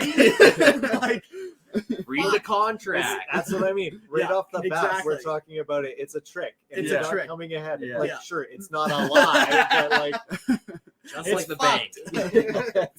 The second oath, maybe this will be better. The demon pledges that the wrecked remains of all the machines destroyed by the adamantine claws of the soul grinder will be offered to the Forge of Souls as raw materials. The third and final oath, and perhaps the most significant, is that should one of the Chaos Gods attack the Forge of Souls and try to overrule it, all the soul grinders will fight in its defense, discarding all of their previous loyalties to any of the 4 great powers of chaos. yeah. So that one is the least controversial, I think, of the 2. If you're a demon, you're like, whatever. Yeah. I don't care. You have no loyalties to anything anyway. You're just a demon. It would be like a weird one to be like a plague Hulk and then fighting your plague Demons. brethren. That one seems the weirdest. Like, if Korn does it, who fucking cares? If Slanish does it, who Change cares? is probably doing it already. Yeah, he's doing it even if you don't know about it. He's doing it. It's fighting itself. But yeah, the Nurgle, because they have like the plague Hulks, which are like very different, but they're soul grinders still. I kind of just picture them and then casting away their allegiance, and then like, what would that mean for their plagues inside? Yeah, of what them, would that you know? mean as far as like, because as a demon for any of them really, what would it mean to stop aligning yourself with that chaos god? Like if you're a Nurgle demon, and are you just stopping spreading diseases then? Because that's what Nurgle wants. Yeah. He doesn't like. I know they have their great game where they all fight each other, but it's all meaningless and doesn't really have any effect anyway. So what would it mean? I don't know. This one gets weird a little bit. Like, what did it mean to not have allegiance to your chaos god? Your existence is allegiance to your chaos god. Yeah. You are But maybe everything that's you part do. of the Yeah, deal. just It's like- you're freed from that. So you're no longer a Nurgle-y. But like, if for you're spreading made of just demon? like malice, so like you're a Korn guy, like you're made to. You only made one thing. You don't have any other options, so you have to just do that one thing. So yeah, how do you give up that core part of yourself? You cease to to spread exist, disease? Yeah, almost, exactly.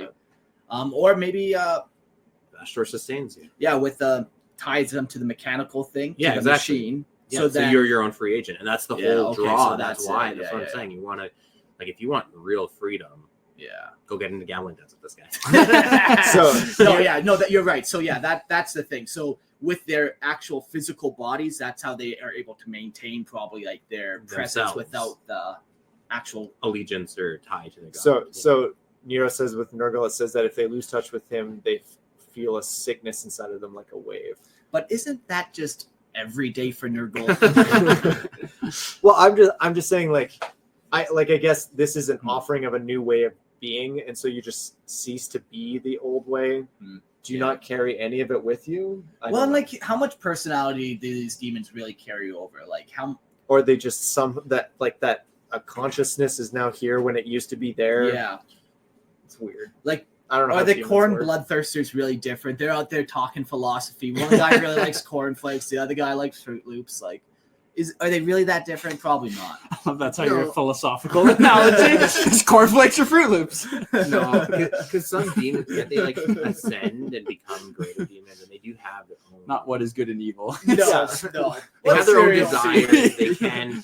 I think it's on like a spectrum, right? You have things like a flesh hound that's like bestial and primal, Yeah. and then you go up the scale and you have like a flesh. Like Carbanga has it, or Yeah, Karba- yeah. whatever it is. Kabanga. Has Yeah, his own goals. Yeah, but, yeah, but exactly. So you yeah. can, I think, as a being, your consciousness can like But- achieve newer levels of like independence. Sure, and that's fine. What does it mean for a bloodthirster to not serve corn? I don't know what that even takes means. up knitting I guess so. He with starts his like. adamantium crab claw. Yeah. Is he I like not- that they included adamantium this time. Yes. So sure, he doesn't feed corn souls, but who cares? Corn He's just going cares to that the forge violence is now. happening. Let's go to the forge. Yeah, but that's the thing. All those souls that aren't would have going gone to corn go to the forge. Yeah. I guess it's just Also, a Read the rerouting. contract, James. Also, Rerouting. with these oaths, like literally the only thing they get out of this is becoming a soul grinder. Yeah. Like that's such a bad deal. It's like everything you do benefits me, and also you get to be this soul Also, grinder. you get screwed. However, but like they were saying though, like the draw is that it does give. I can't remember who was saying. I don't know if we read that or if one of you guys said it's like it does actually give an element of freedom because now your allegiance is to the forge. But the forge, but like the James. forge is the same. Whatever. Whatever. Listen, I Get think that. the only way to solve this is we all got to dedicate ourselves to one chaos god. There's And four then- of us, four gods, and And see then where we it all takes become us. soul Let's see what grinders. happens. I don't want to be. That's what the voices Nurgle. keep telling me. Yeah. We're No, in. you're- Why aren't you in, James? You had chips earlier, so you're Nurgle. I've been feeling Nurgle all podcast. Fill the room with his presence. All right. Let's talk about the role of the soul grinders. They are the ironclad spearheads of the Ruinous Powers, demonic legions, their brutal assaults seething with such horrifying violence that even the bravest mortal warriors falter. Few, if any, have the courage to hold their ground when these mechanical behemoths emerge from the mists of war, their advance heralding nothing less than the apocalypse. Wrought from the darkest corners of the Forge of Souls, these infernal engines of destruction possess a demonic nature that allows them to materialize without warning, appearing where the enemy's defenses are weakest, and wreaking havoc before they can even react. Their bodies are made of warp-infused metal and unholy alloy that defies the very laws of reality. Their armored hulls, alive with the energies of the Immaterium, render them nearly invulnerable to all but the most devastating anti-tank weapons. To face a soul grinder is to confront an unstoppable force, a machine animated by malevolent intent and driven by the thirst for annihilation. Unless you have an anti-tank weapon. That's what I... Specific weakness. Yeah. As Railguns. As Vashtorr, you sneaky bugger. As these monstrous creations march relentlessly toward their prey, the siege cannons fused to their twisted forms roar to life, unleashing barrages of death upon the enemy. The guns, wrought in the dark foundries of chaos, are infused with demonic power, hurl shells of pure malevolence. Each shot tears through the ranks of the living, shredding armor and flesh alike in hailstorm of metal and hatred. No fortress, no bastion of mortal defiance can withstand the pounding onslaught of these siege weapons. Yet even these cannons are not the most fearsome tools of the Soul Grinder's disposal. Their mouths, smoking maws that drip with the stench of the warp, can vomit forth the raw energies of chaos itself. These baleful attacks take many twisted forms, each as lethal and unnatural as the last. Some soul grinders belch torrents of warp fire, searing flame that burns not only flesh but soul, reducing their foes to ash in a blaze of screaming agony. Others unleash their long whip-like tongues, lashing out in crackling beams of energy, vaporizing anything unfortunate enough to be caught in their path. Sounds exactly like that. There are even accounts of soul grinders spitting great masses of mutating ichor, vile, pulsating fluids that explode on impact, bathing entire squads of enemies in a grotesque tide. These sickening substances warps the core and corrodes all it touches, dissolving armor and flesh into writhing mutations, leaving nothing but chaos and horror in its wake. It sounds like these attacks are kind of God aligned, Yeah, right? Like baleful fires, typically Qingqian, The whip tongues are usually Slanesh. They're great for for other things. other things. And then like Slanesh putrid things. vomit from Nurgle. What does corn do? Punch. Punch. Punch. The mighty punch attack.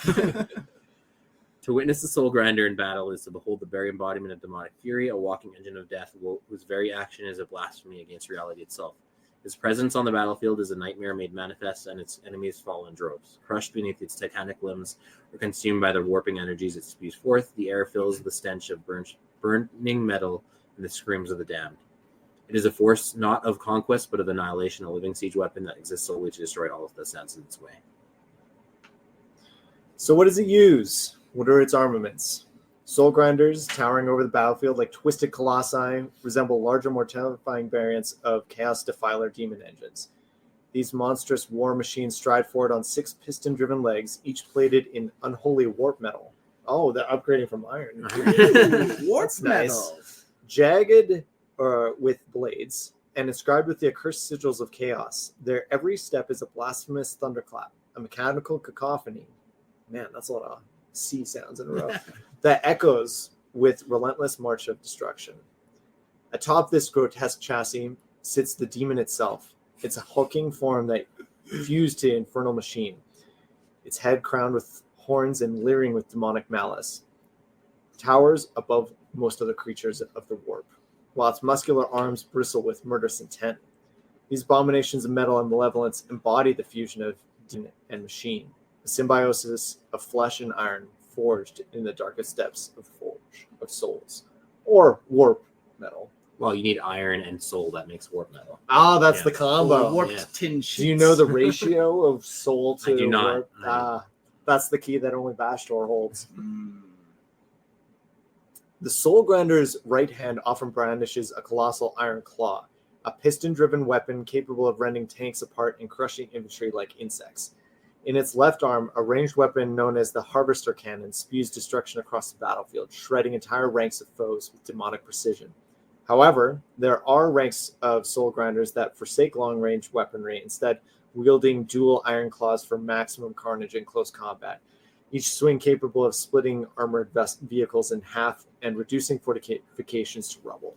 So, of course, a lot of this is driven by the model itself Sure. in the tabletop. Yeah, I can you just pull that wish, up again?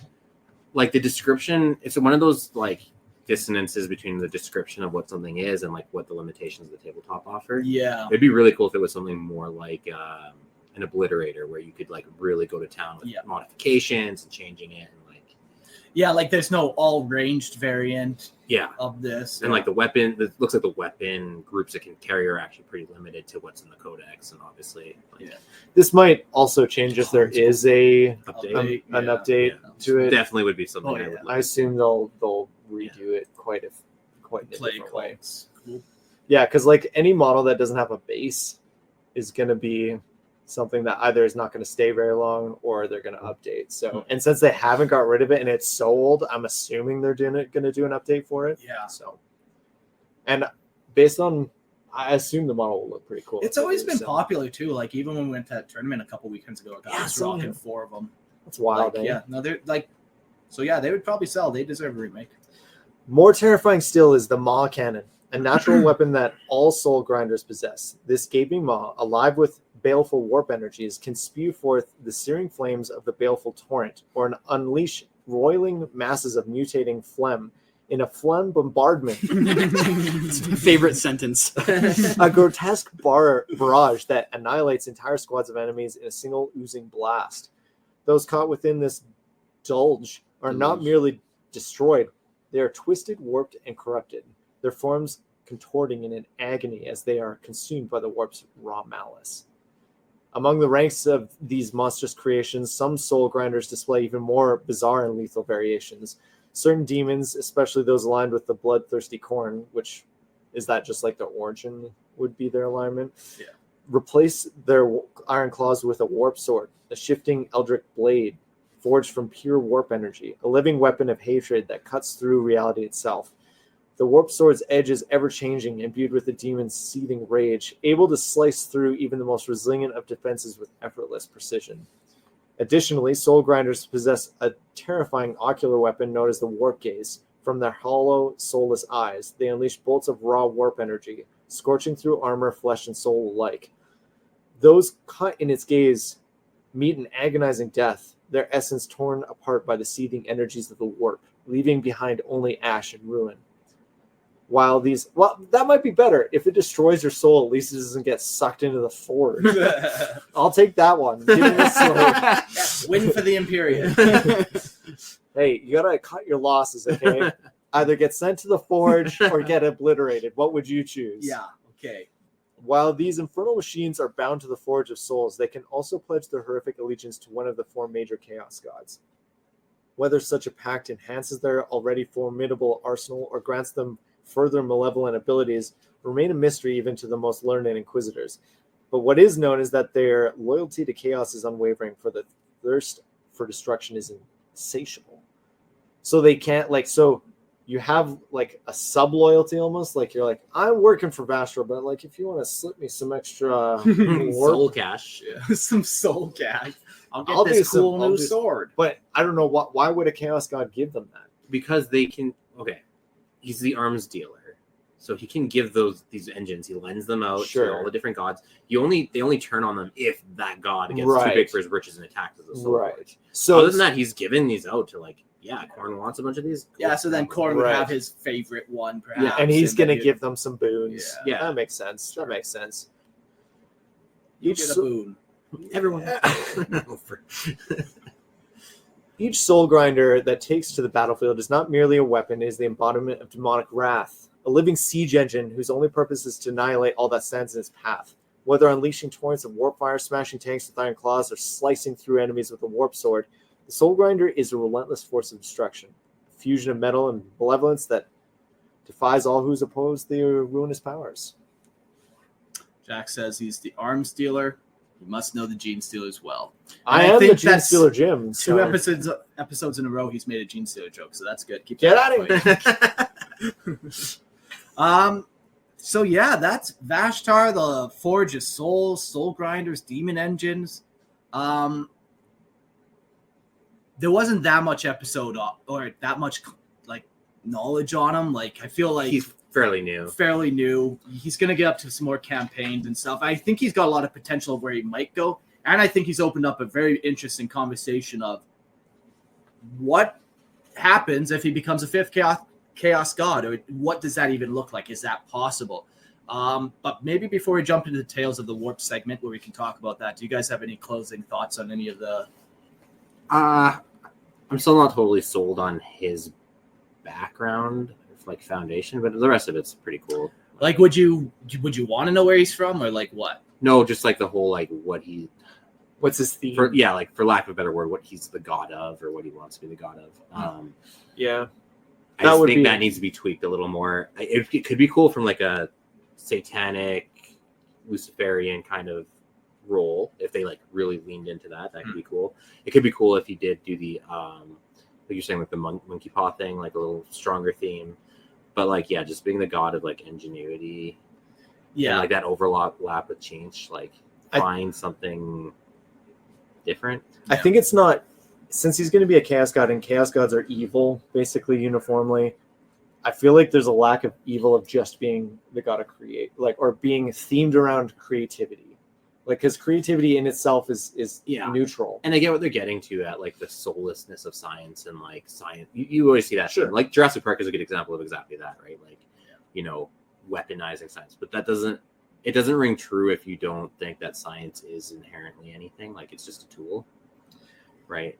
Yeah, I agree with. That's why it doesn't ring true to me. I think there has to be because again, science is a positive if we use it. In and of itself, just it's like a hammer. Yes, it's the corruption of it that would make it evil, and for him to be a demon of the corruption of science, I feel like it needs to have that element of whispering in the ear, promising you things that you shouldn't have, right? Or forbidden knowledge. More of a deceptive. Yeah, and it'd have to go down that way. It would, I think, if they did lean that way. Not a god of deception, more of just a demon saying there's things that are being told to you that aren't true. I have the actual answers. And if you try and do this thing, or this technology is being hidden from you and I'm going to give it to you and it's going to be great. Like that aspect, if they lean into that, it would separate it from Zeech more, because Zeech is, again, it's more arrogance. It's more about I'm better than you, or I think I know everything. It's this mastery that I have, like, oh, I've mastered all this. I know how it all works. And then it all turns on you because you didn't actually understand. Because you can't control the warp. Exactly. That stuff. And again, that arrogance of like I can control nature with science, right? Right? And it always backfires.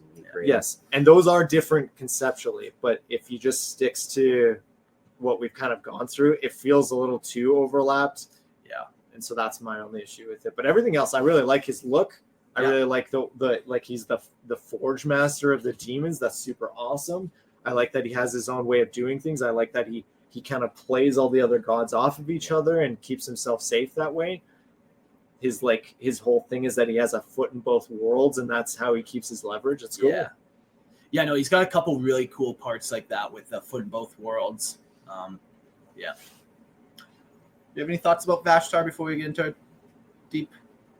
Yeah, so Vashtar's history started in Who invited this guy? So let's read the Tales of the Warp prompt here, and then we'll discuss. Can Vashtar become the fifth Chaos God? The idea of Vashtar the Arkifane becoming the fifth Chaos God of the Warp is intriguing and could bring significant shifts in the Warhammer 40k universe. Vashtar's rise would introduce a Chaos God uniquely tied to machines, constructs, and the emerging technology and demonic power, which is an underexplored theme among the Chaos Pantheon. These established gods, Khorne, Nurgle, Tzeentch, and Slaanesh, each represent a different facet of existence: war, decay, change, and excess, respectively, but none truly embody the fusion of technological innovation and demonic corruption. So corruption would be a cool angle to take with him, right? Becoming like a god of corruption. Because even the demon forms, you're technically corrupting when you put them in a soul grinder. Everything's a corruption. But then all gods do that. Yeah, that's the very nature of chaos true. itself. Right? It's corrupting. Yeah. I don't think there's enough room to go with that. There's not enough. Yeah, and it the god of technology is kind of an interesting one. I kind of think about machine spirits and servitors and all of these pseudo machines almost that are almost alive as well. And I wonder if they have any impact in the warp. I know some of it's just ones and zeros, but also maybe I do like an element of it doesn't have to happen, but it could be a could they not be be influenced, and because they're automatons, it's that constant fear of your machines turning on you. Oh. Right? One thing I forgot to write down is the scrap code that he has, where he will scrap code stuff and then take over your whole everything system. Yeah, system. it's like a virus. Yeah, exactly. And so that adds an interesting element of your own weapons being used against you. That constant fear of our servitors are our slaves. Yeah, but at any minute they could flip and. But that doesn't make you a god, is the thing. No, I'm just saying it could be an interesting element. Yeah. Anyone could do that theoretically with a virus. So I personally have heard this chaos god thing a bunch of times, and I think it was always just kind of stupid. He just doesn't fit into a chaos god. He's not a chaos god. He doesn't. But he wants to be. I don't care if you want to be. That's not how it works. That's I want to be. Oh, people want female space marines too. That's not happening. That's not how the universe works. Chaos gods are made in a very specific way by fucking Eldar for a long time until Slaanesh is made, or murdering a bunch of people until Khorne's made. Yes, it does seem Right, but I feel they probably made it so that it's so that he has a desire that will most likely never be attained. Yeah. Right? It's more so that they put it there to be that's his goal. Yeah, It's literally not attainable, but that's giving his backstory. But the premise of this is, will he ever get it? Yeah, and how would he actually? So if chaos gods are just warp reflections, emotional warp reflections, what emotion is he reflecting? Well, I innovation is not enough. So when we're talking about emotions, the emotions that they have, they are strong emotions. Innovation does not create a strong emotion in me. Violence creates a strong emotion in me. Hold on. You know, Spoken from experience. I liked it a little too much. I largely agree with you, except for the element of curiosity. You could argue very strongly that curiosity is a driving force. Sure, but that's not an emotion in my mind, is it? Curiosity. Here's let me head this off a little bit. The all of the chaos gods are vices. Yeah, they're all essentially variations on the 7 deadly sins, like I said before. and there is nothing a vice inherently in curiosity. Unless And you by go the way, down the route curiosity- Of of course. forbidden knowledge. Curiosity is a behavior, by the way, according to Google, not an emotion. But Well, what does Google know about emotions? It's a damned machine. It's a fucking damn robot. I should ask chatbot. Vashtar strikes again. my point is that there's nothing inherently vice about Curiosity. Yeah. Why we've honed in on that idea of like the deceptive element of technology. Because you're trying to add a negative component. Yes, because then it is okay. This is like things that have been stolen from me, and then it's almost like a rooted in pride. Like I deserve that knowledge, and it's Yeah, but being then why not hidden be a from chaos me. god of pride? Yeah. I would Now- agree. I would consider that a better one. Yeah. Now, the There's other our rainbow thought play. we could try to track down and see what happens is power in and of itself enough to be his own chaos god? Because he's corrupting and controlling and like doing that, where the other gods like Khorne doesn't necessarily care about power and control. He cares about wanton destruction. You know, it's like, so is power in and of itself enough, and is it separate enough from the other ones? That's interesting. I like it. You know, It's like better. a chaos god of dominance, perhaps. Yes. Yeah. You know, again, that's Sauron, very Sauron. That being said, is dominance similar to, like Frankie said, corruption, and that is just a tool that all the gods really utilize? I know what you're saying about breaking stuff, but by breaking stuff, he is the most dominant god. Sure. Right? I would agree. The idea of like control, dominance, for like an industrialization, and just controlling nature, the Sir controlling. Francis Bacon rape of nature concept, where everything is a tool. There is nothing inherently beautiful anywhere. I take all of this and I convert it into instruments of my will. Yeah. That mentality could be better, but it still feels like that's just what all the chaos gods do inherently. Yeah. Like, yeah, I'm The great Khorne. game is all about power. Exactly. I'm Khorne. My way of existing. I manifest my will across the universe by creating violence. I'm Slanesh. I create excess, and that's it's the That's will. how I impose myself Yeah. on my And so environment. from one to be that, what is his will?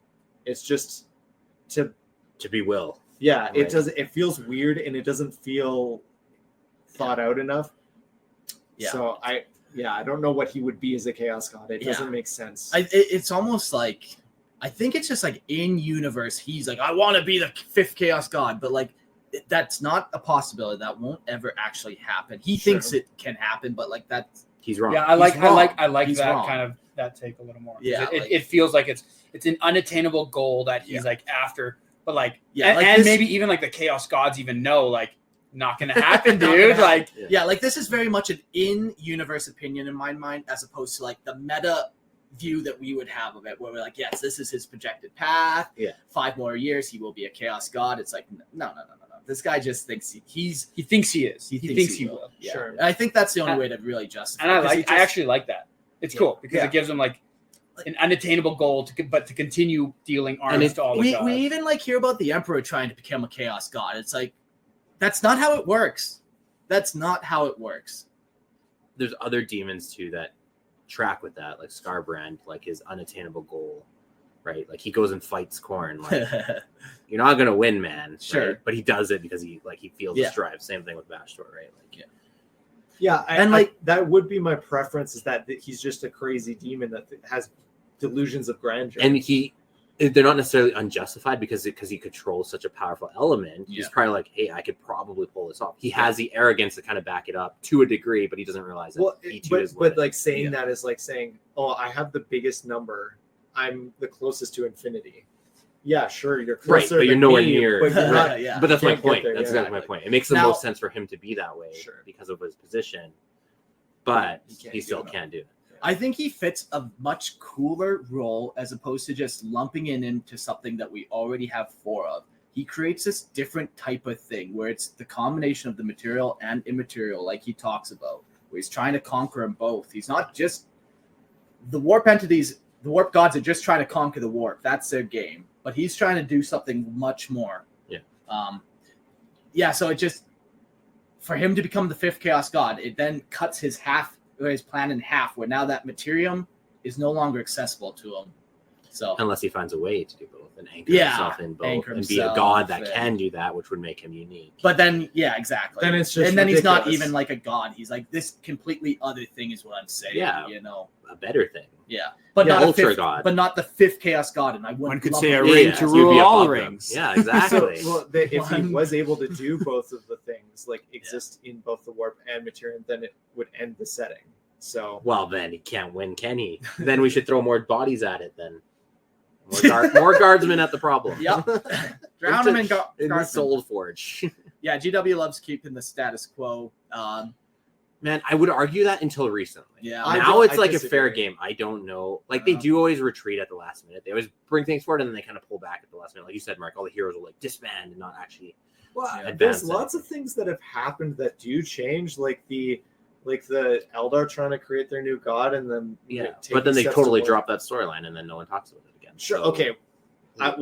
Yeah, obviously, and they bring this guy up, and he hasn't done anything since. Right. Sure, there is an element to that, Yeah. but there are stories that move forward and change how things are going. Like the fact that the Yunari exist is a development. change. Yeah, and that's a whole other bag of worms I don't necessarily want to dive into right now. But that whole like, is it worse to spin your wheels in the sand and act like we're moving forward and not moving forward than just admitting that everything stops at the 9th hour? Yeah. Right. Like I I think like the that spin is better. Where worse. Yeah. Take it to the tabletop and decide for yourselves, kind of thing. How it used to be, right before the last The Black dark Crusades. times. Yes. Sure, I guess it's open to interpretation. Like, do you want to just Yeah, I don't totally derail us on the conversation, but someone in the chat just corrected us. 6th Chaos God, Oh, because he's he's counting Malice. Malal, Yeah. who I Yeah, like. that's a I deep like that concept. I like Yeah. the concept of Malal. Yeah. Like that's that a fun works. concept. Yeah, chaos against itself. Yeah, chaos for chaos sake, essentially. Yeah. A Joker True god. chaos. Oh, is that's cool. what it would be. And that's like in the works. No, it used to be canon, then it got kind of decanonized like a long time ago, like probably around 3rd edition, I want to say. Maybe earlier. the next chat. We don't talk about Malal. Yeah. And then Malal was copywritten, so then they changed it to Malice, and then it kind of just faded, and Yeah, or so, vice like, versa. I whether or forget not- which one. It's more like head canon whether or not he exists. Like there's a chapter that's dedicated to him that is canon, so it's like I think it's more headcanon whether you think he's a chaos god.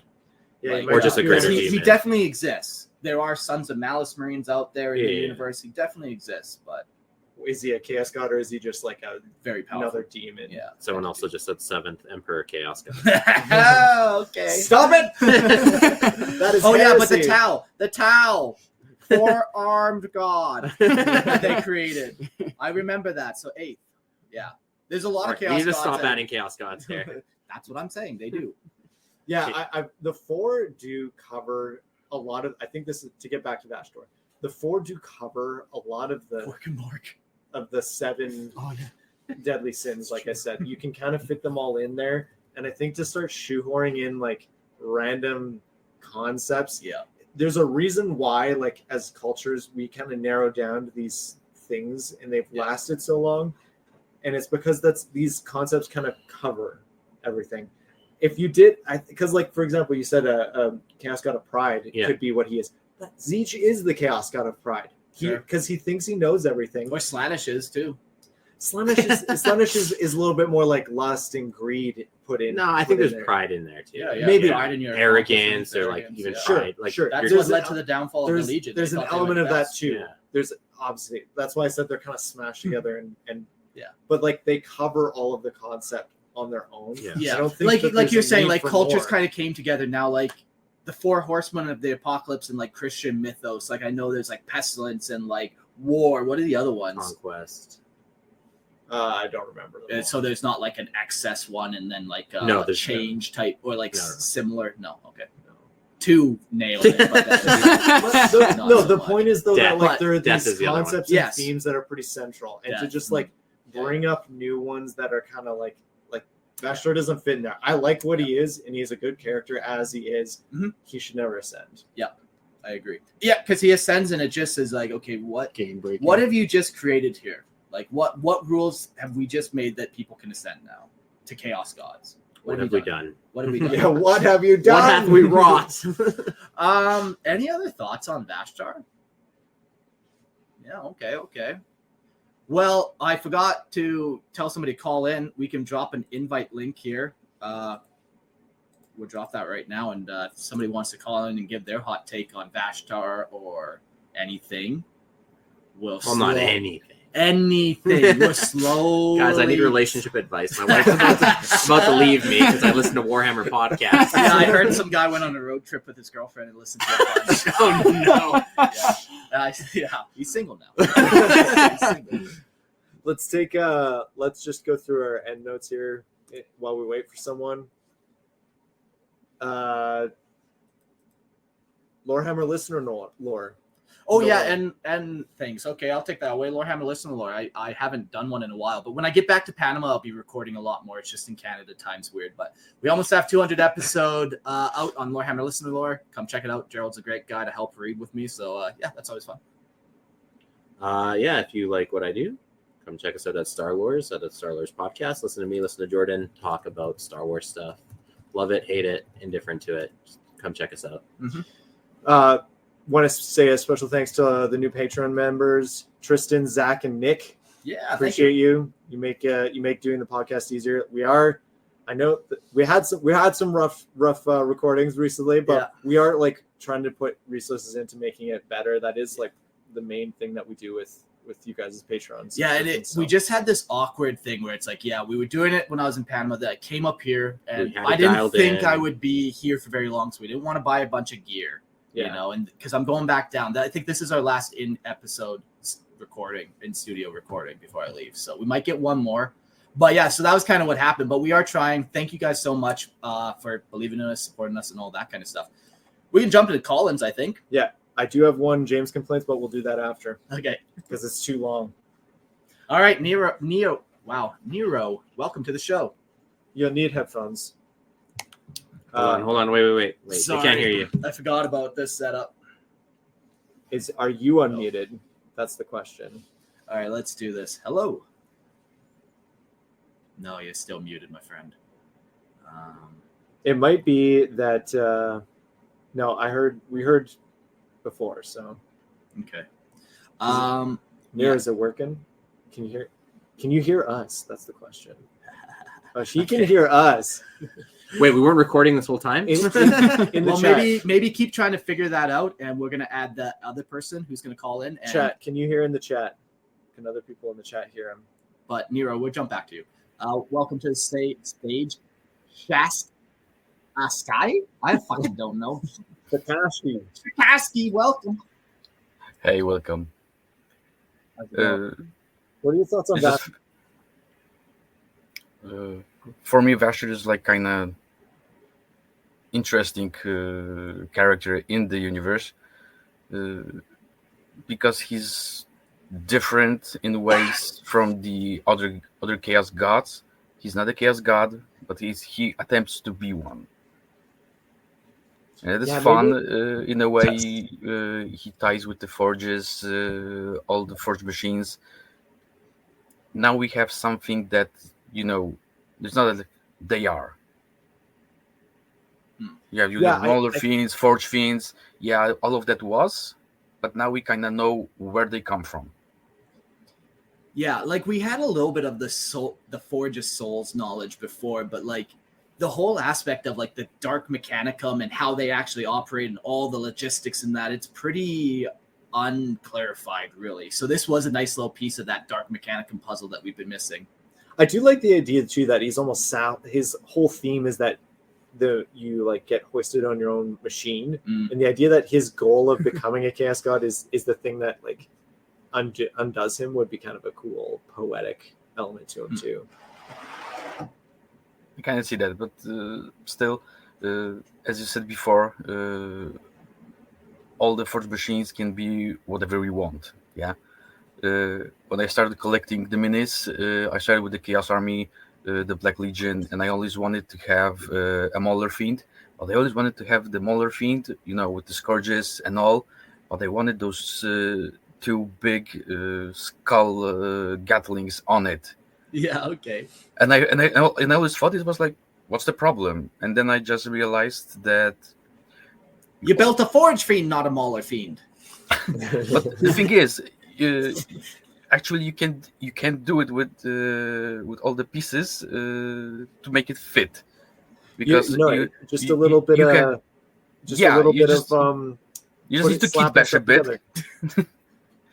But yeah, that was always the thing I wanted. The big arms in the front and the 2 Gatling guns. That was like one thing I always wanted. I'll let you in on a little secret. No one's stopping you from doing that. No Yeah, one. No one. yeah, Can stop.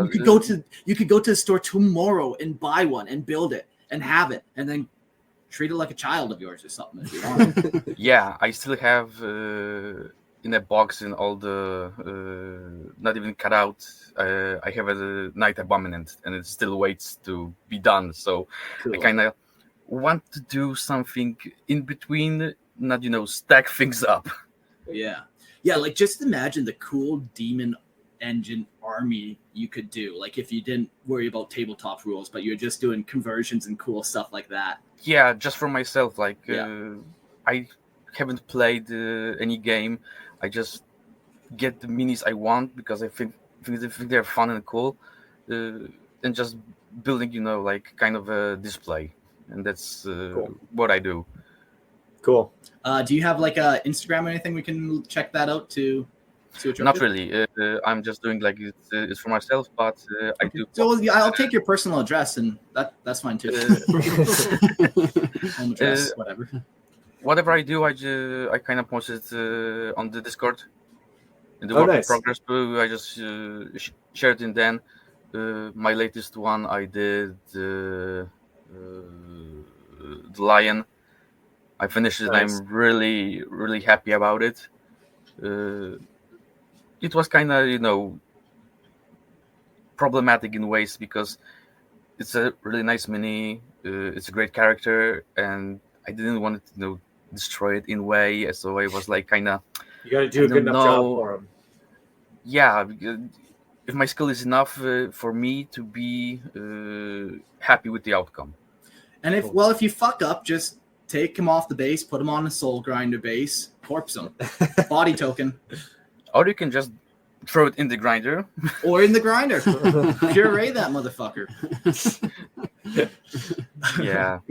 Cool. Thanks, Shikashi. Yeah. Where are you from, by the way? Like you got Poland. Poland, nice. Okay, Oh, cool. okay. So Cool. Thanks for yeah, listening. at my here is like 5:42 a.m. The commitment to the hammer. Yeah. He's dedicated. He's dedicated. Well, thanks for I have joining us. I have a day off tomorrow, so like I thought I hope so. If this you is were the working moment. tomorrow, This is the moment I can kind of go in and talk to you guys. So yeah, Love it. cool, dude.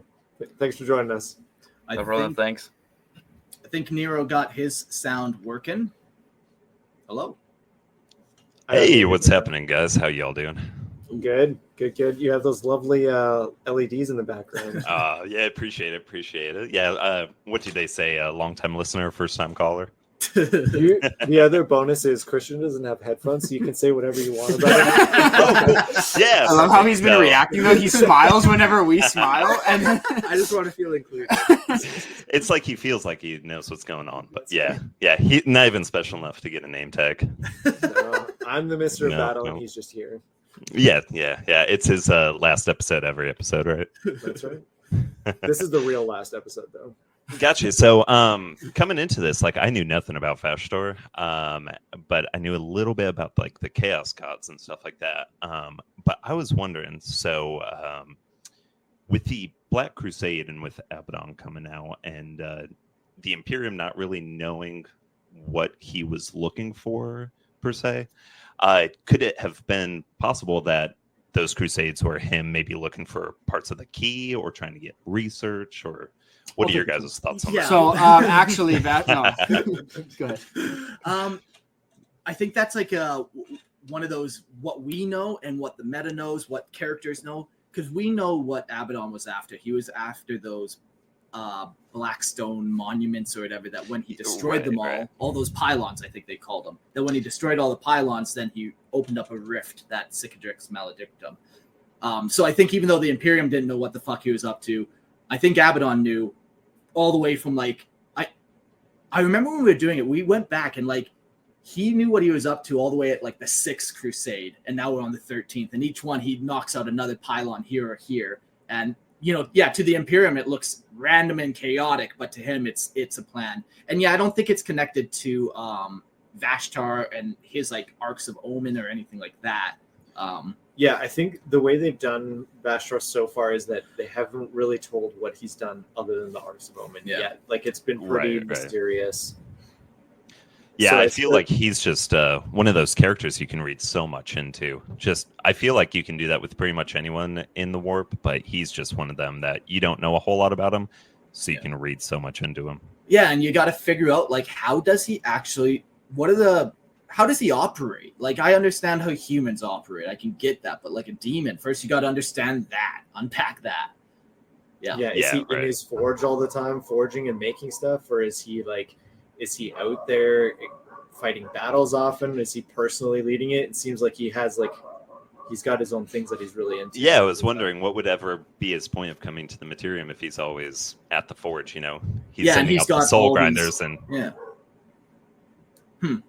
Do you have an idea why he might go out? Sexual thrill? Maybe he doesn't. Maybe he wants. If he's close to a key, he wants to be the one to get it. Oh yeah. Okay. He doesn't want to risk anybody else sneaking that up from under him. So that would make sense why he's like. You don't really see him very often because he doesn't need to come out. But while Key's here, that's his like highest priority item. Yeah. So he wants to make sure he's the one to pick it up. Yeah. Yeah. Yep. Doesn't trust his own guys. No, I mean, when you have that much power, who could you really trust? No one. That's right. Right. No one. You can't trust anyone ever. If you could turn him into a 5th Chaos God, would you? Oh, no, not at all. Nope. Nice. I feel like there's other candidates that would make way more sense before him. Yeah, like even the Emperor, if he became one, his emotions very easy. Hope. Yeah.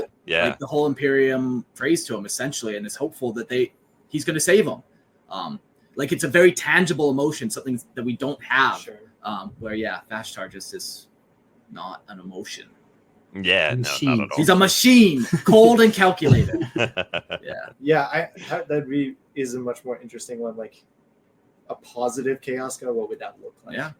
Oh yeah, that'd be wild. And that would be much more fun to deal with, of someone actually ascending. Yeah. Rather than Vashtor, who just comes out of nowhere and then within 5 years of real life ascends to godhood, would be like, I feel that'd be a little cheap for me. Yeah. I don't want to derail it too much, but what are your guys' thoughts if the Emperor ever became a Chaos God? What do you think that would do to humanity? Honestly, I think you could do it so it doesn't change too much about the setting. That's really? That's one that, because he's already kind of far away, not doing anything. You can't access him. And he is acting in psychically throughout the galaxy already and manifesting his will in different ways, talking to different people. So like you could do it with him ascending to godhood without it changing basically anything about how things are done. Yeah. In my mind, it becomes this weird thing almost like, I just always think about how the 4 Chaos Gods were made. So it's like the combinations of an emotion. So when everyone's hoping and praying that the Emperor saves us, they're creating that emotion. And then that emotion eventually creates this Emperor Warp God. But is that actually the Emperor? Or did we just create the Emperor Warp God hope emotion thing? And the Emperor is still on his throne doing his thing even. Sure. Like, I just don't think that's how Chaos Gods work. I don't think that's the channel of how it works. I like that much better. We create the Hope God. You create the Hope God, but it's not actually the Emperor. And it takes the shape of the Emperor because that's what you're projecting. Mm-hmm. Close call, Christian. We were actually talking about soul grinders. So. You can't even idiot. That's a great question, man. And like it's one of those things where if you do it, it changes how we understand the warp and how Chaos Gods are made. So you could really mess up the system in the world and all that if you fucked around. Oh, absolutely. Yeah. Grimanda says, is the Hope God grimdark though? It still would be, because it'd be the exact same thing that we have right now. Yeah, like I always look at the Tau and like what's grimdark about them. It's that they're hopeful when they shouldn't be. You live in the worst fucking universe. You're going to be battling for the rest of your life, and they're just doing it with a smile on their face, and that day after day, and that's all you can do. And they never get anywhere. And you never get Right. anywhere. Yeah. Everyone's going to die to Tyranids eventually anyway. So Yeah. Maybe not if we have the hope. Okay. God. yeah, right. You're in a cult. Well, thank you for calling in. That was a good question. Yeah, it was a pleasure. Yeah, thank you guys very much. Do it again. All right. Well, that was an episode of Lorehammer. I still do have my complaint. Oh my I'm gonna- goodness. This is a biggie, so strap yourselves in, okay? Strap Are you ready? in. To James, I just want to share a few thoughts about why I think people complain so much about how you view the 40K universe. This is not a few thoughts. This is a lot of thoughts. To be fair, you have to have a very high Q to understand 40K. The Grimdark is extremely subtle, and without a solid grasp of theoretical biology, physics, and chemistry, most of the stories will go over a typical fan's head. It's true. So true. So true. Like you say, the warp is indeed like an ocean, with not only its tide changes, but also how little most of humanity knows about it. Here's looking at you, Christian. There's also the Emperor's nihilistic outlook on his universe, definitely woven into his characterization. His personal philosophy draws heavily from the Summa Theologia, literature, for instance.